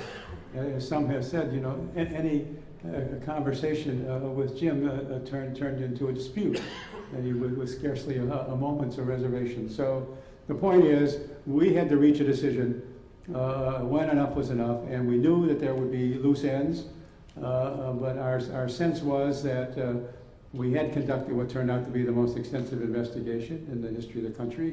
We felt confidence in our major conclusions, and so we finalized the report. We did ask for extra time in the months of August and September. We got extra time, but I'd be the first to admit that we could have continued to work for another month, 2 months, or 3 months, but I'm not too sure that there would be any change in our conclusions. Let me kind of, I may respond in this way. I think our initial and primary purpose was to deal with immediate questions that we knew we had to deal with, such as was there a foreign conspiracy, etc. What's happened is the longer range question of what about the critics who are going to come on, and incidentally, virtually everything the critics have, there's no new evidence. Virtually everything they have comes out of the 26 volumes of evidence that we've given them. So should we have done what Stuart said we did, and he's right. I was under the very same impression that we never got an order that we shouldn't do it, but I felt that the Chief Justice and other people set the standard for us, and that is that we shouldn't be responding. But what we now have are a group of people who write about things that are very, very remote from the evidence. And should there have been some body, maybe in the Justice Department, to which people who had questions about the very kinds of things that Mr. Stone has raised here could have come, hopefully, to someone who was trusted and go and talk with them, spend the time talking and going through this. But the further dialogue, that kind of dialogue was foreclosed to everybody. And so they went, and incidentally, let me say, I've talked to a lot of the people who are they call themselves researchers. These are very honest, in my opinion, very honest, very serious, hardworking, intelligent people who have really grasped a tremendous amount of the evidence. I think they want to get at what they believe is the missing truth. And I think there should have been a way for them to go to some knowledgeable people, not any of the rest of us here, because we had to get on with our lives. We really did. But there should have been, and I don't know what that institutional position was, but I think it might have helped. Thanks. I want to come up to 2013, and I'm going to ask these of each of you. In our department in the Tower Center, our clientele is largely undergraduates. And Tom and I are teaching a course this semester called JFK, His Life, His Times, and His Legends. And it's pretty broad. It's just not the assassination. But let's get real. These students are sophomores, primarily. That means they were born in 1993. That means their parents were more than likely born in 1963.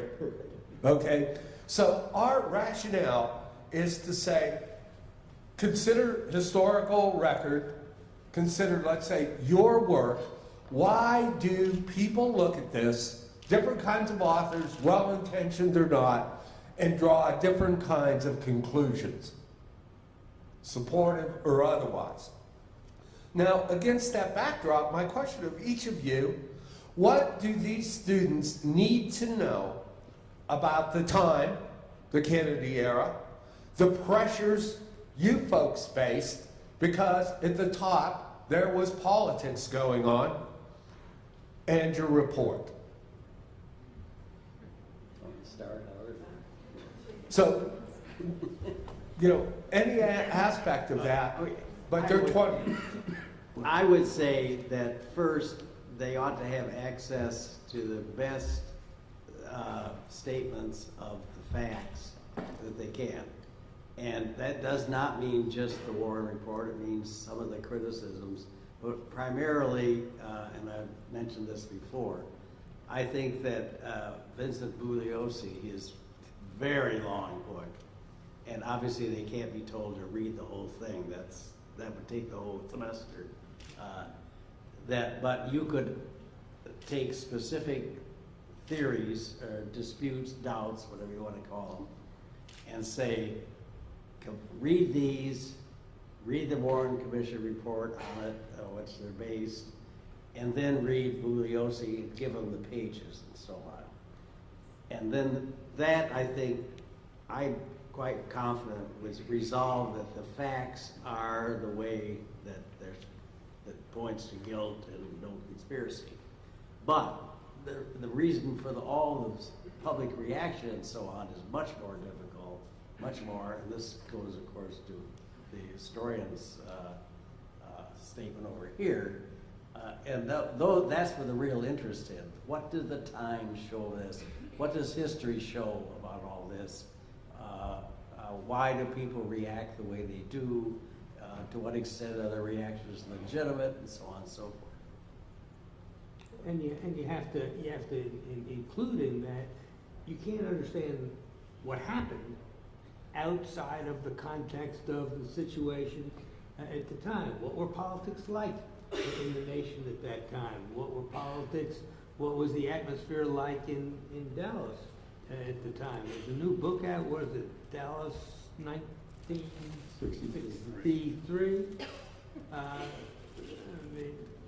Students ought to be reading that kind of thing so that they know the context of things.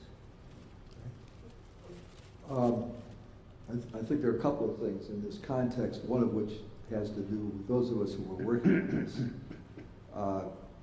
People, I think, have to be aware that we were all products of the Second World War, and which was a period of intense patriotism, and that there wasn't a one of us that was not determined to find the truth, because if there had been a conspiracy or if we had the wrong person, our country's safety was in great jeopardy.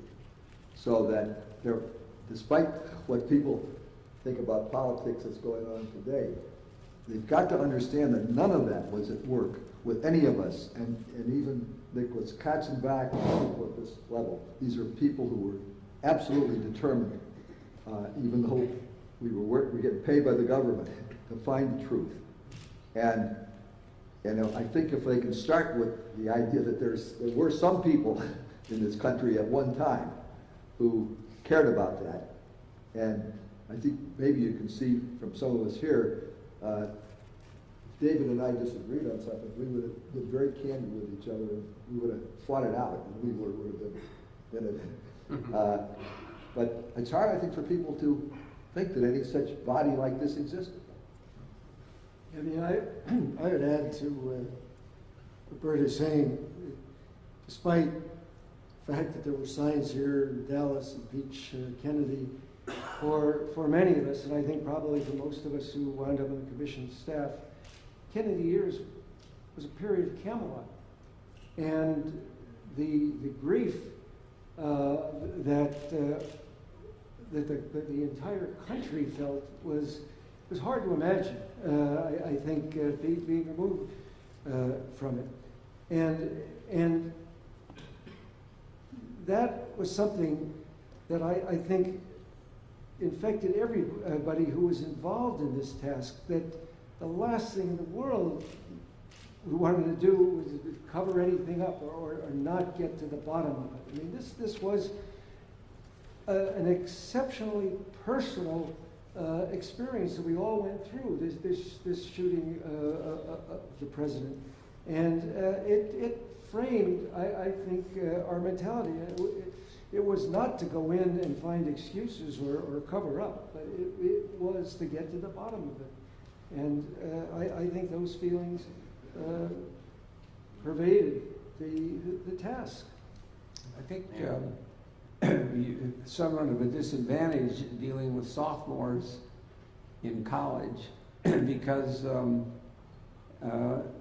they haven't been exposed to the legal or judicial process. This was a criminal investigation, a fact-finding mission.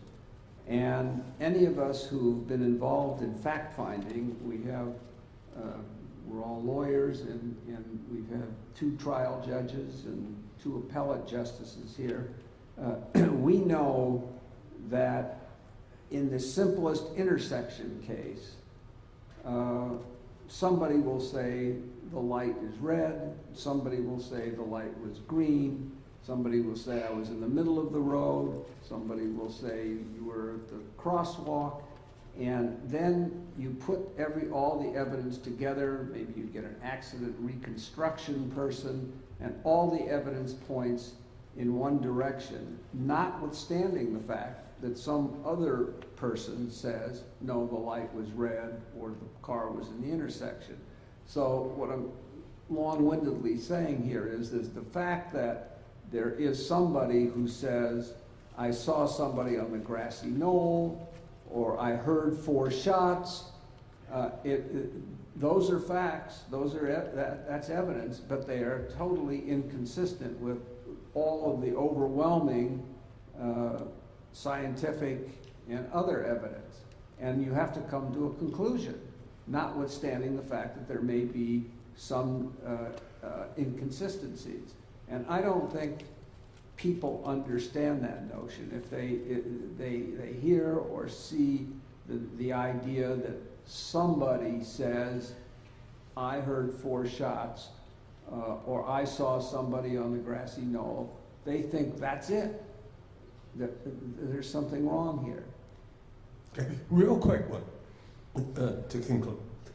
To my recollection, and just anybody can comment, I don't recall any stories that said, according to sources close to the Warren Commission, how did you guys keep it under wraps? Was it just a different journalistic climate, or were you approached by reporters and the like? Not while we were working. Well, Howard is different. Well, let me speak to that. There were numerous leaks from the commission. And of course, the stories were always cited by a source close to the Warren Commission or someone familiar with the Warren Commission. And I described some of these in the book because it came as a surprise to us in March, for example, to learn from a well-informed source that our investigation was going to be completed by the end of March and the report would be out in April. And in some cases, it was possible to identify the source of the story. In one story, Senator Cooper is described in very laudatory terms as a former member of General Patton's tank assault on the Nazis, and he's quoted as taking issue with the report that some of his fellow commission members are anxious to get a report out, and he takes issue with it. Well, it was written in such a way that Senator Cooper just had to be the source for that particular laudatory story. And routinely, the commission would vote to ask the FBI to investigate the leak.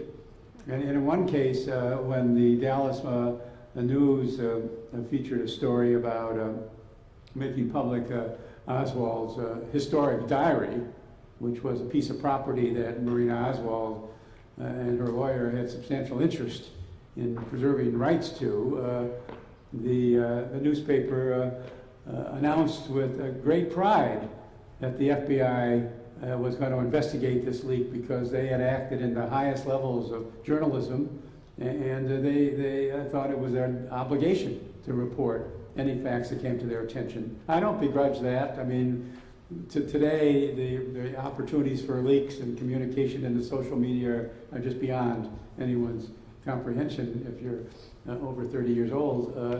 So there were leaks. A handful were of concern to the commission. Investigations were ordered. Nothing resulted, as you would expect. And we went on another reason to get the report out, and it's one of the reasons actually why we had hearings which were considered private hearings, although a witness could ask for a public hearing, and one, Mark Lane, did. But the point was that the commission decided, and it was a source of some controversy outside the commission, as to whether they should have had public hearings, and the way some congressional committees do. And the judgment was that going public with witnesses individually over several months produces a flood of information without any coherence, shaping, or emphasis on where it's all going. And so the commission decided, correctly in my view, to do what they did, and then reserve their resolution of the conflicting evidence, of which, as Richard said, was present on all the important issues, until they actually reached a decision and published a report. You just answered the second most asked question from the audience. While the hearing's closed. Let me borrow a phrase from Justice Mosk. We have to come to a conclusion. May I ask you to join me in thanking these panelists for all they've given us this afternoon.